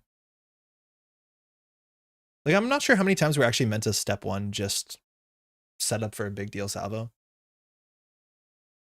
Clocks are also difficult for Netrunner because there's so many other factors than paid ability windows. How you define the time ratio and what do you do with that deck start being built to abuse that? All right. It's a fish and click. Take that, Oshiko.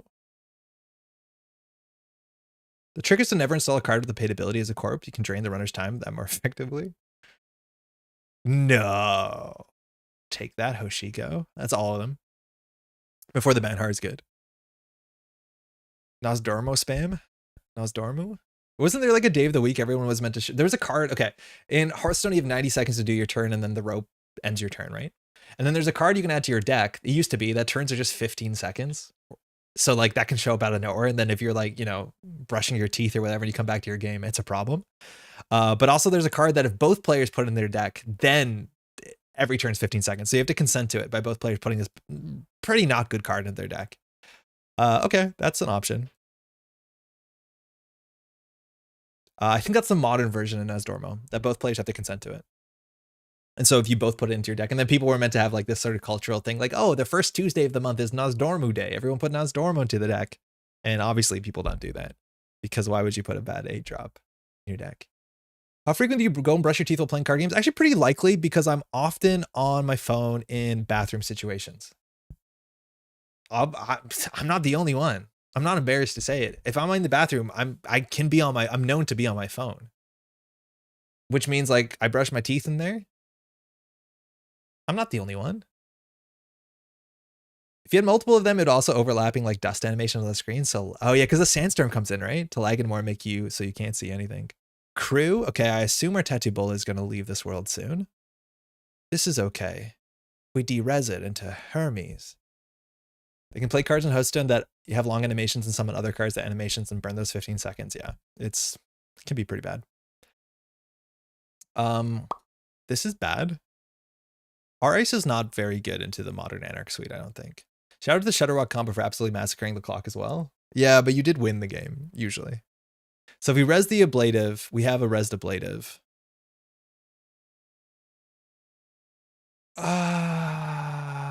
This is 4 to trash. This is really bad for us.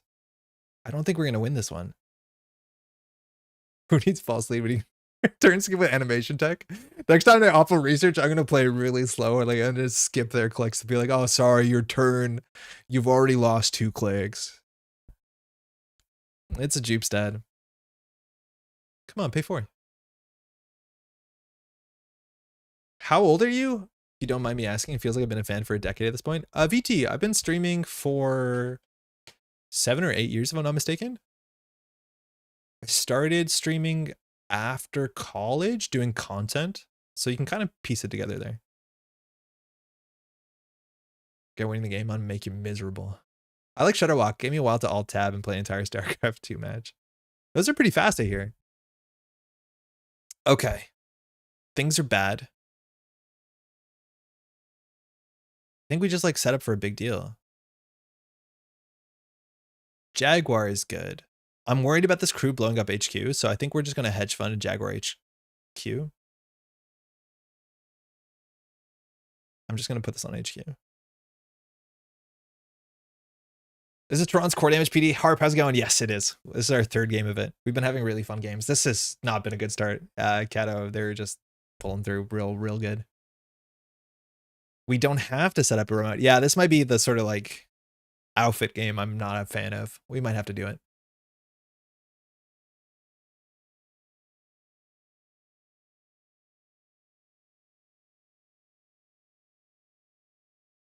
Yeah, this might be bad. Bazaar is so good. Do you know what I played? That I've been playing and I don't know the name of it? Does anybody have Humble Choice? And did they just get a game recently? Because I've been getting this. Oh wait, this is sick. I've been playing this like for the last 2 days. It's kind of like a Slay the Spire. I'll find it after this res.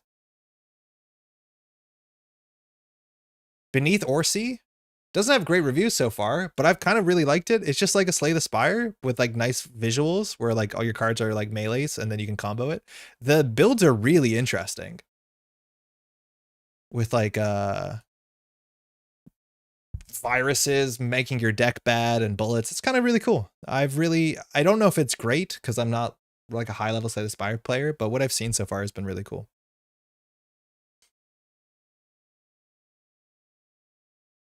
I haven't played Bizarre. I don't want to download another client. It seems interesting, but it's another client. Not my thing. Okay. We just traded. Given your have humble choice, have you looked into Against the Storm? Fluctuation. Yes, I played the demo. It wasn't really for me. I don't think I understood the UI really well. Pat really likes it. My brother really likes it. So a lot of people I care about really like it. Jeff really liked it too. He was playing it a bunch on stream. I couldn't get into the UI really well, so I couldn't make good decisions. I'm not huge into like city management games, but it seemed really cool. It did seem cool. Hey Laura, I remember this Tron deck really hurt me in JNet Casual. Oh, I believe it. It's a deck if you don't know what it's doing. It will surprise you for sure. So I think we can do Spin Doctor start. Like we're really struggling to get purchase here. Okay, that's step one of our combo. And then I think here we do Yodel into Hedge Fund, and then we should be set up to score out in 2 turns. Even did a Discord mobile stream of it on the CBI group call. Oh, you're playing Bizarre? I stopped playing it in casual pretty quickly so people wouldn't notice. Yes. I think that's probably the right call. I like to comment that SC2 games are like 20 to 30 minutes, and thus the Shadowrock combo was an exaggeration, but no, the animation you played that card is actually 25 plus minutes. I started liking Against the Storm a lot when I started thinking of it less as a city management game and more as a kind of real-time Euro game. From my understanding, that's also what I got out of it. That was encouraging you to do that. We've drawn through 20 cards and scored no agendas. Kato just needs to get into HQ. Very, very much needs to get into HQ here. We're holding as many points as you think, and we're going to lose a Tattoo Bull into open HQ. This is quite bad. We probably could have got another ace on HQ instead of playing the hedge fund. It was definitely worth it because we lose here. It's a bit expensive though with the tag. No creds to trash. Oh yeah, check that out. Yeah, just click for good. That's an easy fix. I wonder if one biotic would help this deck. Why? I don't think so. Like you don't want a biotic on Onto, I don't think. So wait, what? Oh, they tried to get the crew down cheaper. It's non-connection. This Botulus is going to do damage. Salvo. Okay, I can't. That's bad. That was our game plan. All right, we got ice. Yeah, I should probably try Against the Storm.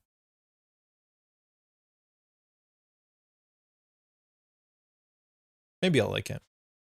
I was playing 9 Souls. I don't know if I'm going to finish it because it's pretty hard.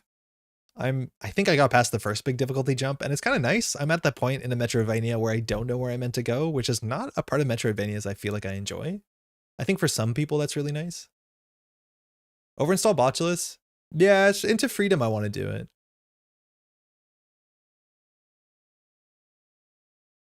If we had an RLC with this hand, we would RLC down, oh well, also we would need a Jupestad. We'd score a Jupestad. A Blade of his live at least? Yeah, it is, but we'll see what happens here. Oh, that was bad. That was bad. Okay, I said the game would be over quickly. Did we trash Paladin on 2? I don't think so. Oh, I guess the Blade of his back in hand. All right, we purged it. 9 Souls is 10 out of 10. It's really good. Did you play their first game? The first game the 9 Souls people played out, Maddie and I played. It's called Devotion. It is like this kind of body horror first person, like AA horror game. And it was incredibly effective. And I can't believe the next game they put out is 9 Souls. I think they got in trouble too because there was a depiction of Winnie the Pooh and graffiti in their game. Unironically still winnable. Giordano's good. We have a lot of work to do. So like, okay, a Blade of Last Click gets us back a Jupestad. That's pretty good. We need to ice up everything. I don't think we trash the daily casts. Actually, she needs the money. She's gonna clear the tag with a badge though. The first game was Detention. Is that what I'm thinking? Detention or Devotion? The one I played is Devotion, which is the one they did before 9 Souls, if I'm not mistaken. Unless I'm thinking of totally the wrong studio, which then it makes sense because everything else seemed pretty ridiculous. So I think we put this on HQ. We put the Gatekeeper on R&D. Tattoo on the remote server is okay. That puts us down to 4 cards in hand. I think that's okay. I think she's going to pressure the Spin Doctor, which is alright. Yeah, I think that's fine. I'd rather have the Gatekeeper, I think, on a remote server. So the question is whether we put the Gatekeeper on the Spin Doctor or not. I think I'd rather have an open server, but this is not a great turn. I think the games were Detention, Devotion, and Nine Souls. I didn't play the other ones though. Yeah, okay, so Devotion's the last one I played, and I thought the studio was like pressure shut because of the sort of pressures you get from apparently doing the Winnie the Pooh thing on that side of the planet. I mean, got lots of points. Can't feel too bad. So now the Nightmare Archives can like pull it back, but like she can just rip a single access and that's it. There's some really like gross stuff in Devotion, and because it's like body horror first person, it was very, very surprising. Yeah, Nightmare hits here are going to be huge. It might have been right to ice this up, but I want to be able to keep this and use this server. We have Elevagao Reza, like our draws here that are good. Elevagao, Big Deal, and even that's only so good. Like there's only one more salvo testing. Yeah, if she takes a core, we're in a good spot. That's for sure. Yeah, this is what I didn't want to happen. We don't want to give, this is a free trash and a solidarity badge. So we put the Jupe stat back in, we can draw it, which is fine. I think the red level clearance is also fine back here. Hedge fund, we don't really need money like that. I think we just need a bit more card draw. Yeah, Jaguar Rundy is also pretty good because we've gone through 2 crew so far, 1 Botulus. I think we're just going to get red level clearance. I think we just want a bit of tempo to get through things. Yeah, Devotion was really good. I assume you played it Gatam. I really enjoyed it.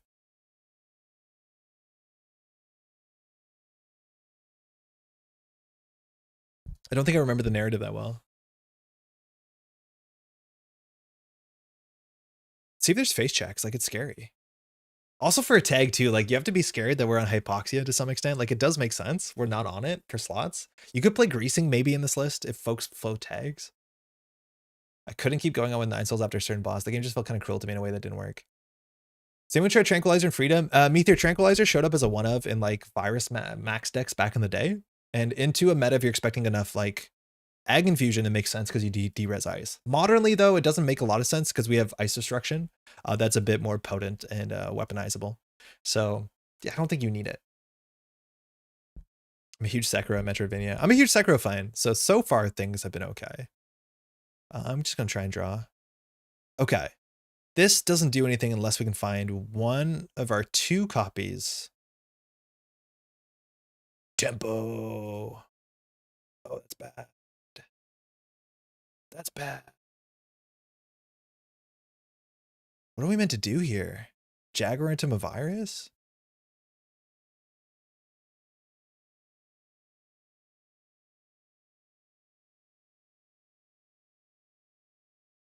I don't know. I'm just flailing at this point.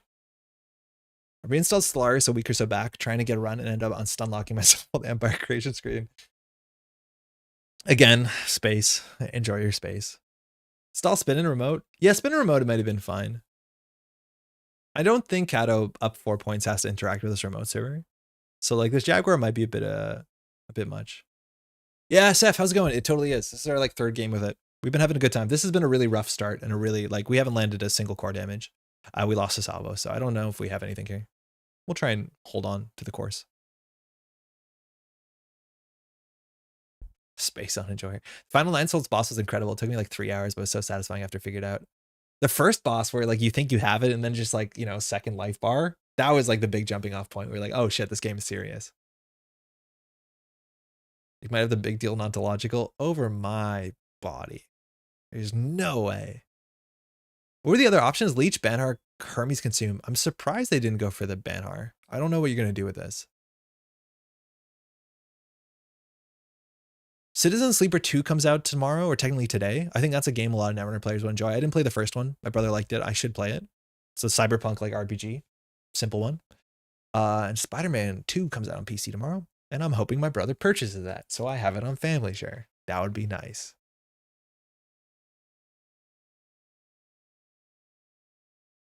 Credit. Okay.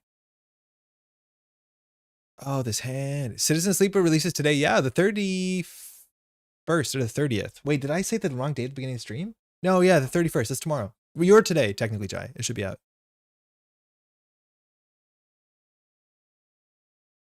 Evan, how's it going? I've heard really, really good stuff. Okay. This is not good. Tomorrow. Technically tomorrow, but tomorrow's 4 minutes. Like, I think it comes out on Friday. Maybe Saturday, but the games don't come out on Saturday, right?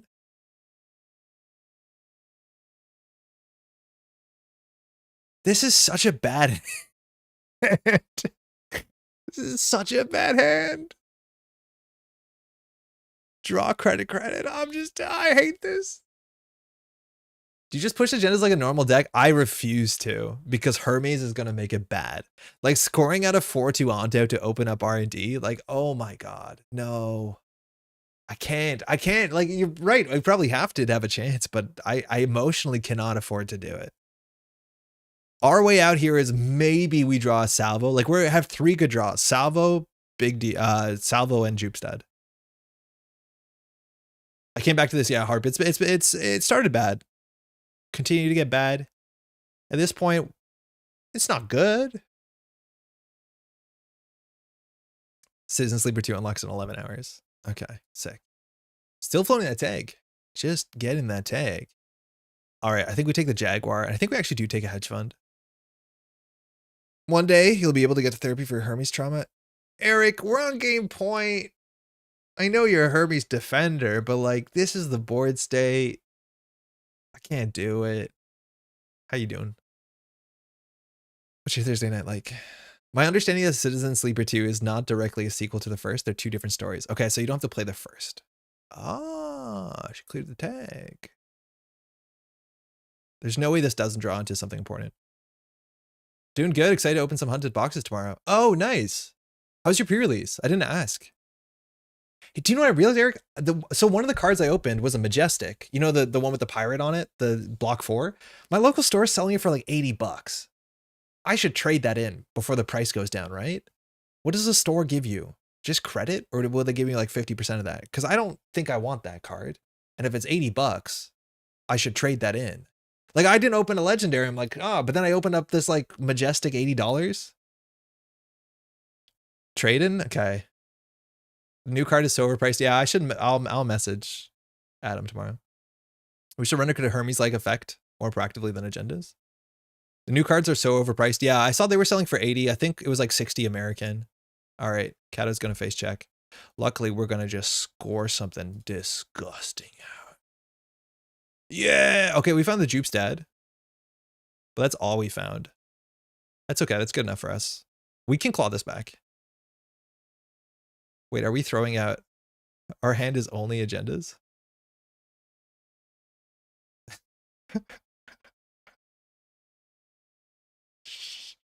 Shh. We have one big deal. Gatekeeper HQ 100%. One hundo. Speaking of CCGs, I got Millennium Blades on sale recently. I don't know whether to be excited. Oh, Laura, it's so good. You're gonna have a great time, especially if you have played Yu-Gi-Oh or something. It is a really great time.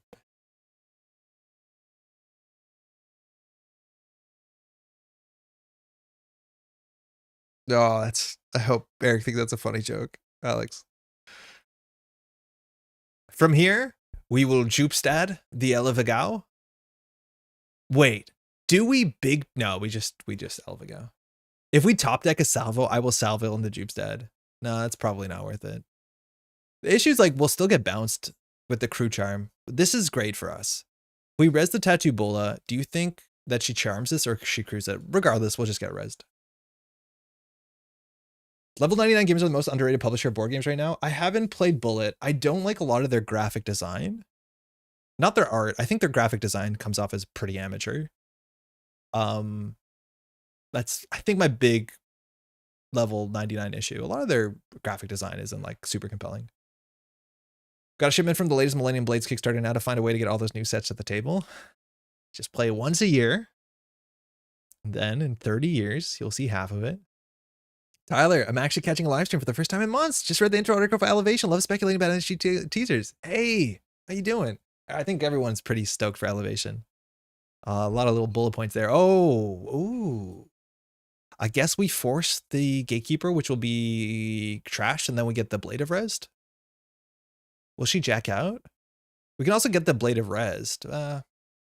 Bullet's my favorite game from them. So for those who don't know, Bullet, it's kind of like a top-down, like a Dr. Mario type thing, which is cool. It's a cool idea. BattleCon's a banger. Meteor, I have like 4 or 5 boxes of BattleCon that I'm trying to get rid of. I'm keeping 1 box. I can't get anyone to take them off me. I asked the Montreal Meta. Everyone's like, nah, I'm good. If she continues, there's risks here. Can I stream let Evil PD guide you into the warm? Release a negative hand size win. Thank you. She continues. We're happy to res an ablative.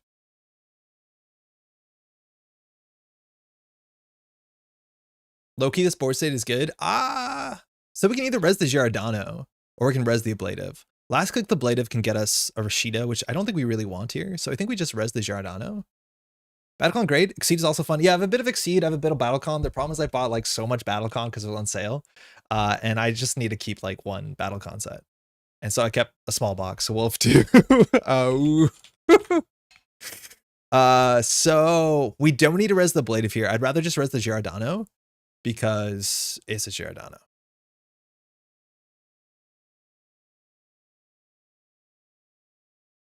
I prefer Yomi to Exceed. I've never played Yomi. Argent is intriguing, but I know it's never getting to the table.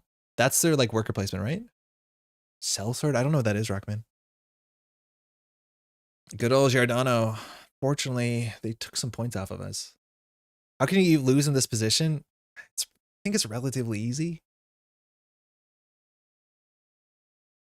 I don't know. I feel like I can figure out some ways to lose from here. Like Exceed the most of those 3. Exceed is like way more arcade. BattleCon is way more crunchy. I'm not a big fighting game enjoyer, so there's a lot of it that like I have to work at. For what it's worth, like I kind of like what is the simple one that like Shut Up and Sit Down did a review a long time ago? Oh, that's good. That's the one I think I like. Oh, maybe we should res the ablative so that we can have resed ice. That actually might have been worth. Combo Fighter. Thank you, August. Yeah, Combo Fighter is kind of my jam. Maddie really likes Combo Fighter. So HQ might be ripped up here. Okay. Yeah, Combo Fighter is like really, really simple. So we probably should get an ice back here. We need money. Card to D-res. Nah, I'm good. So we're going to throw out a couple cards. Eric, this is how we lose here. Maybe we shouldn't have done that. We probably shouldn't have done that. I think it was better just to like slow roll the table. We're on 14 board games. There's also Unmatched. Yeah, Unmatched is cool. I have a whole bunch of Unmatched. Maddie also kind of likes that. We don't play too much. It's the Onto. You got to cook these. I don't know what you mean. Sellsword plays like the minigame in Final Fantasy VIII. I didn't play that. Locoman walks into traffic, blames cars. Oh, we're so gonna lose. So we should res the ablative. Look. I just feel like we should have safer streets. Oh, yeah, that was so bad. I got excited. But we should have like slow rolled it. No, we're not fine. We're definitely not fine here. We're very much not fine. How have we not seen a single core damage card? I mean, like, Nightmare. Like, we have to throw this out. No, they're gonna, like, take the consume, run HQ. We're so cooked. Like, maybe she touches an Ikawa and gets upset. Giordano will hold. It's 4 credits! You and I both, Kato. I can't let them know that, though.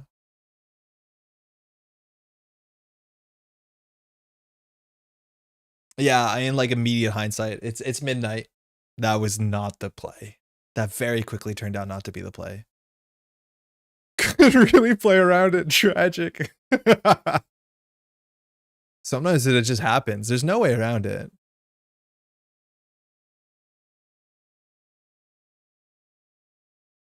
Come find out.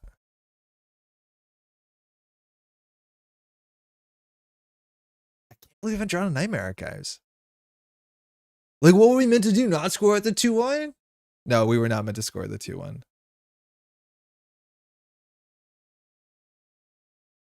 It might be right to Virus Purge to stop the consume. I think we buy Virus Purge.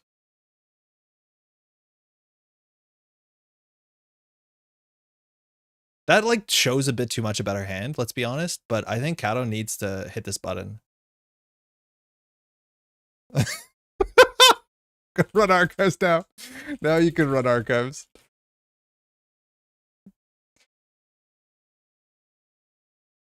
So like in theory, they can still click for 3 credits, but then they can't trash the Giordano and then they can't steal the Aqua. So like at least we have a 1 in 3 chance.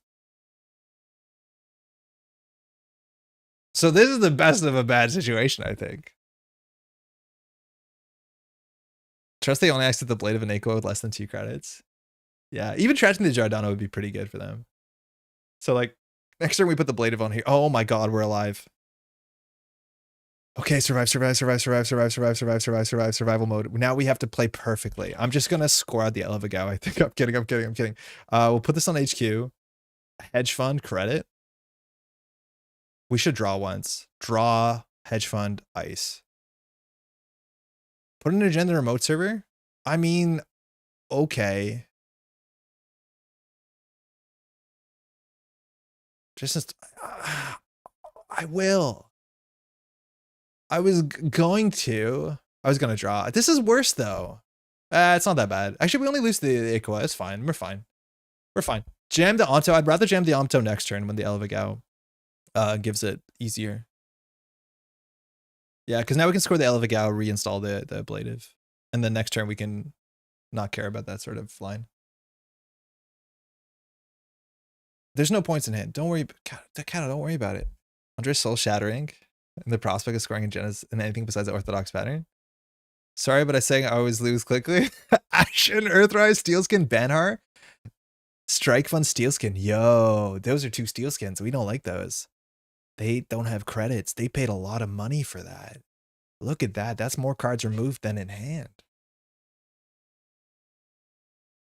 So you can never lose. Eric, I've been trying hard to lose, and it's not working. So they have 3 crews. Yeah, it's pretty sick, honestly.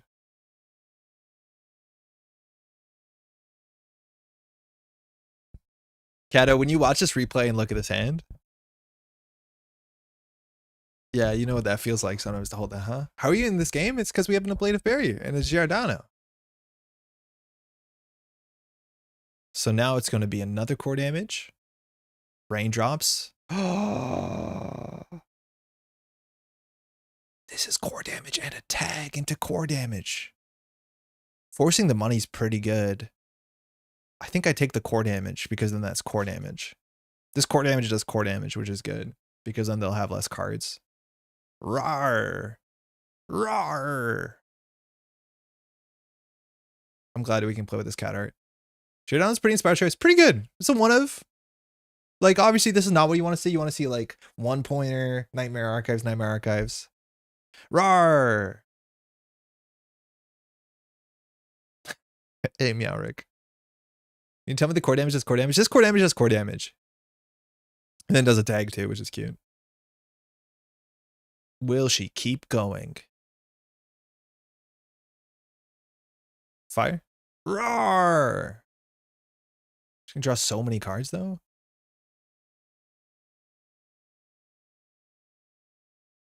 Them drawing 4 don't matter when they only have 1 click. Yeah, well, it does matter because you can find like Banhar and stuff.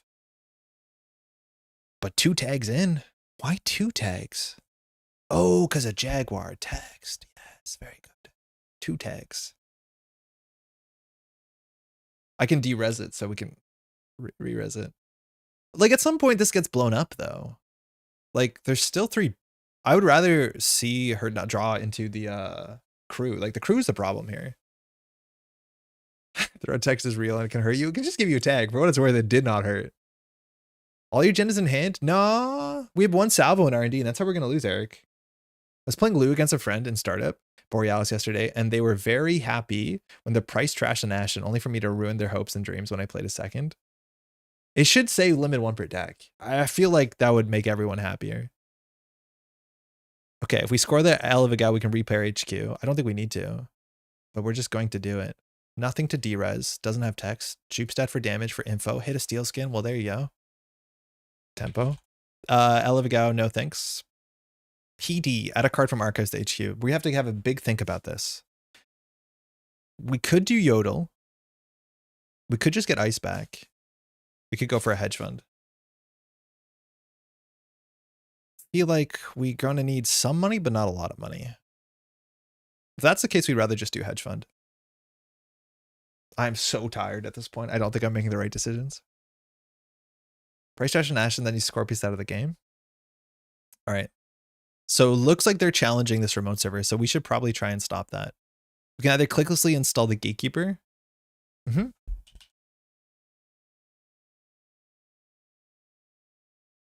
Grab a map to discourage HQ runs. Yeah, we could. It might not matter too much. But from here, we can win in technically a couple turns. I wish Ash and RFG'd after trash so you can't labor rights it back. Oh, like if you just trashed it RFG'd? Okay.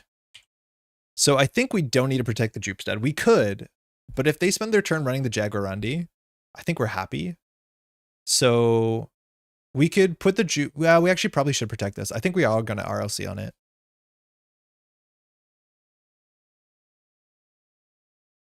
So it's either gain 2 credits or gaining click to spend the hedge fund. The hedge fund's good padding. I think we'll just gain 2 credits.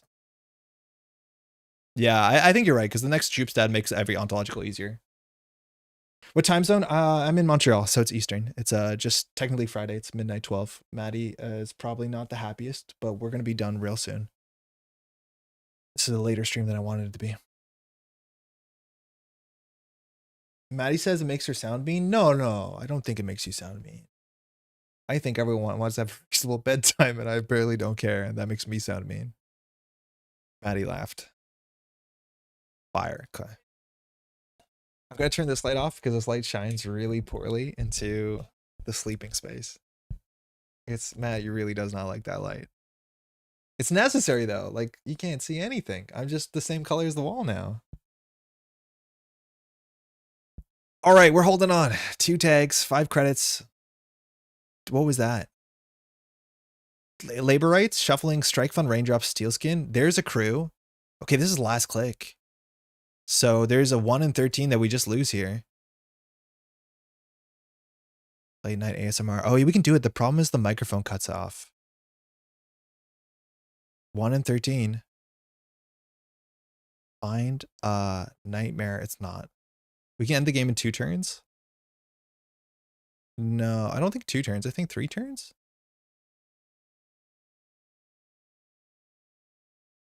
Darken the lights. We want to see the screen reflect off your face. It's not. The camera. It won't. The camera will just fail at that brightness. Like, we could. 3. So this drops. Well, we can do install advance. This is a 1-2. I forgot about that. We can do install advance Jaguar. Seeing what they boost. Or do we just like do Jaguar credit? My pay pedal still? I don't know what that means. My pat pedal? Oh yeah, the pat pedal is still there. Wouldn't she know one in D&D because Iqua has an additional cost? Well, we have the only Iqua. But there's one more salvo. So I think we do Jaguar R&D. This doesn't keep them out though.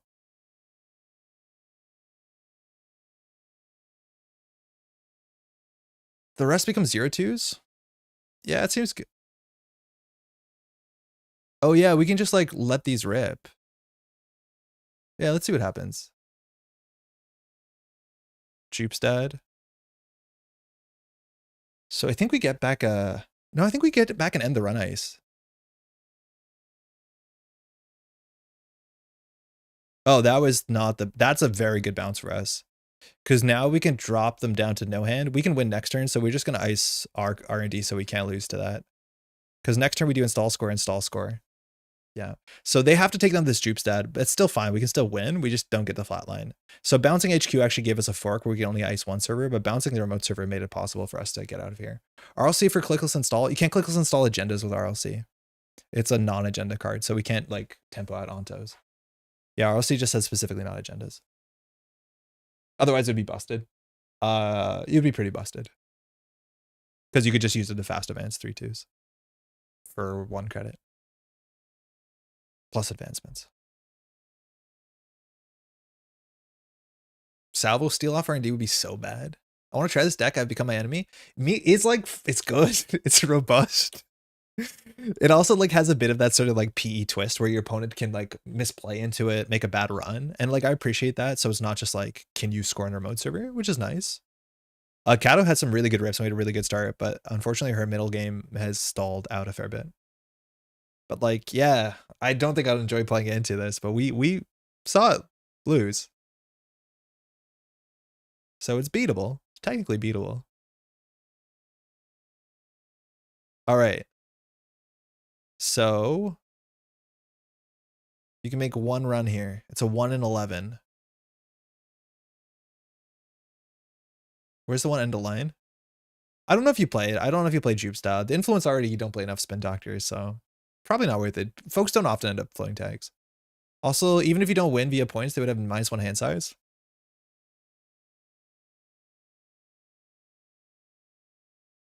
All right, if they trash, they can go back and force a shuffle. Oh, Nightmare Archive, sick. Sick. If they take the points. I am far away, but there must have been a yell.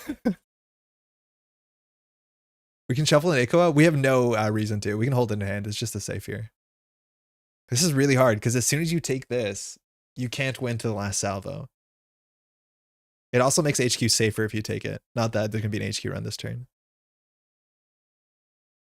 But that's so frustrating. I don't even get counters back. Yeah, because you can't trash this. Because it's either in your square area or removed from game. So it stalls the Audrey. It's like the perfect rip off the top for a 0 cost trashable. I don't know why it has a trash cost. Why does this have a trash cost? Because it's an asset? You have to legally? Did you get one more turn at the -1 before they die? Yeah, but we could score to 7. We just score onto. There is no more turn. Archives check, respect. 5 core onto should return a click. Oh, the consume's gone. All right, we did it. Pinhole? Pinhole's fine. We just still win on points. Oh, actually, we win on flatline. Hey, GG. Oh man. Oh man. The HQ was all agendas for a bit. There's only 1 3-pointer.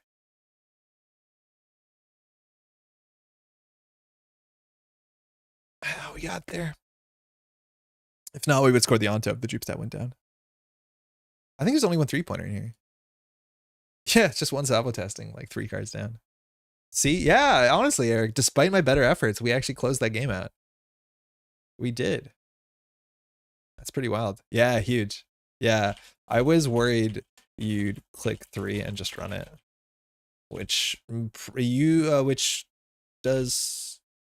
keeps the Ikoa safe, but definitely hurts. Yeah, that Giordano was sick. It was really, really good. Unfortunately, like Kato's money wasn't there, but 4 credits and then sends 3 virus counters to trash this. Like you can take a rip, and if you steal an onto, it like stealing 1 onto is a really big deal because that means we can't win by just fast advancing with Elvic out here, right? Then the most we can get is to 6 points. So even just stealing an onto would be really important.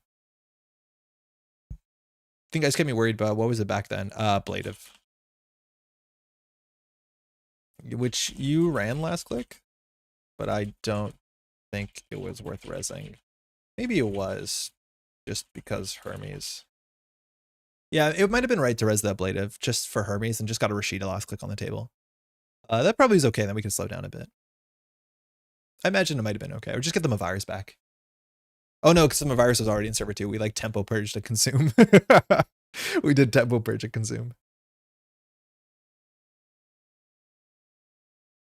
Yeah. It was tricky. Thanks for the game. Happy Friday. Ooh. Kato's in the same time zone. Hey, cheers. All right. That's it. It's a Thursday. So next week, hey, we'll be back. You can use the blade to put down a second ice on R&D for the remote as well. Yeah, we might have done the remote. We might have just got a Rashida because we were kind of like just needed something in hand at that point. Hard to tell. We'll be back on Tuesday for streaming. We'll also be back. Hey, Kato, good game. You should watch the replay. Our hand was a total mess. You pulled apart the first couple turns really, really well. We were on the back foot, and then like I got a lot of help from chat. and even then missed messed it up. Good game. Gotta see that. Huge shout out to all these names here and more. Hey, we just had a new Sure Gamble patron Andre right there. That's a really great spelling of it. I think that might be Czech with his Z in it. But thank you to all these names here and more for helping support the Metropole Grid. So we can put time into doing content like this, streaming and video stuff. We haven't put out a lot of video stuff this week, but the studio is just coming together. And so we're gonna have our first studio stream on Thursday, which is really fun. And I showed a bit of the video content before up on the channel, the pre-recorded stuff that I did with Pat. We have to kind of redo it, but I promise you it's gonna look hella sick. I'm really, really excited for it. Don't forget to like and comment, subscribe. Thank you, Jai. Yeah, if you want to leave a like on the video, it helps. It's another great way to support the channel. If you want to like support financially, it also helps a heck of a lot. You can find a link to the Patreon below. Next week, we'll be streaming on Tuesday. We'll be streaming on Wednesday, not here, but on the Backroom Deals YouTube and Twitch channel. Link to that in the description. If you want to drop by, I'll plug that again on Thursday. It's going to be a lot of fun with John and the producer. And then on Thursday, we'll be here hopefully with Pat doing some tabletop stuff. I'll confirm that on Tuesday, but that's always the plan for sure. Thanks for streaming. Hey, thanks for dropping by. Thanks for hanging out. So many turns where I was like, well, here's where the big deal comes out and salvos me. There's only 2 salvos, and the fact that you ripped the early salvo really stopped the early game, and I had such a hard time getting the first core damage in. Thank you for stream. I'll probably never be able to make it from the start to end one of these again, but I will always be there for the VODs. Hey, I get it. I don't expect, folks to be here for the whole stream. It's a bit tricky. Enjoy your D&Ds next Thursday if it comes back on. Hey, Milanomi, thank you. I had a really bad day and couldn't go play at the Irish Indian restaurant place tonight, but this helped a ton. Bummer to hear that. That place is really cute. I think that's a really cool hangout for a spot. So glad at least we can make your Thursday evening a bit more interesting. With that, we'll be back next week. Enjoy your weekends. I don't know if there's big Netrunner events. I got to figure out what startup is. I'll let you know next week. Did you get this capture stuck fixed? No, they were pretty slow on responding to it. And then their last message was, we'll send it to our engineers for response. But then of course it's the new year and they're across the ocean. So I imagine we're not going to hear a response until early February. For what it's worth, John is going to let me borrow a cam link. So I'll just try in a USB cam link and then see if I have issues that are replicable. And maybe that will be a stopgap solution, or maybe I'll just return the card and get a cam link. Who knows? Good as what a startup is. Yay, Lucy, I'm excited to see it. Thanks for streaming. Transor, excuse me. Thanks for dropping in. Yeah, so we'll see. Always be running. Thank you, Bagels. We'll be back on Tuesday. Cheers.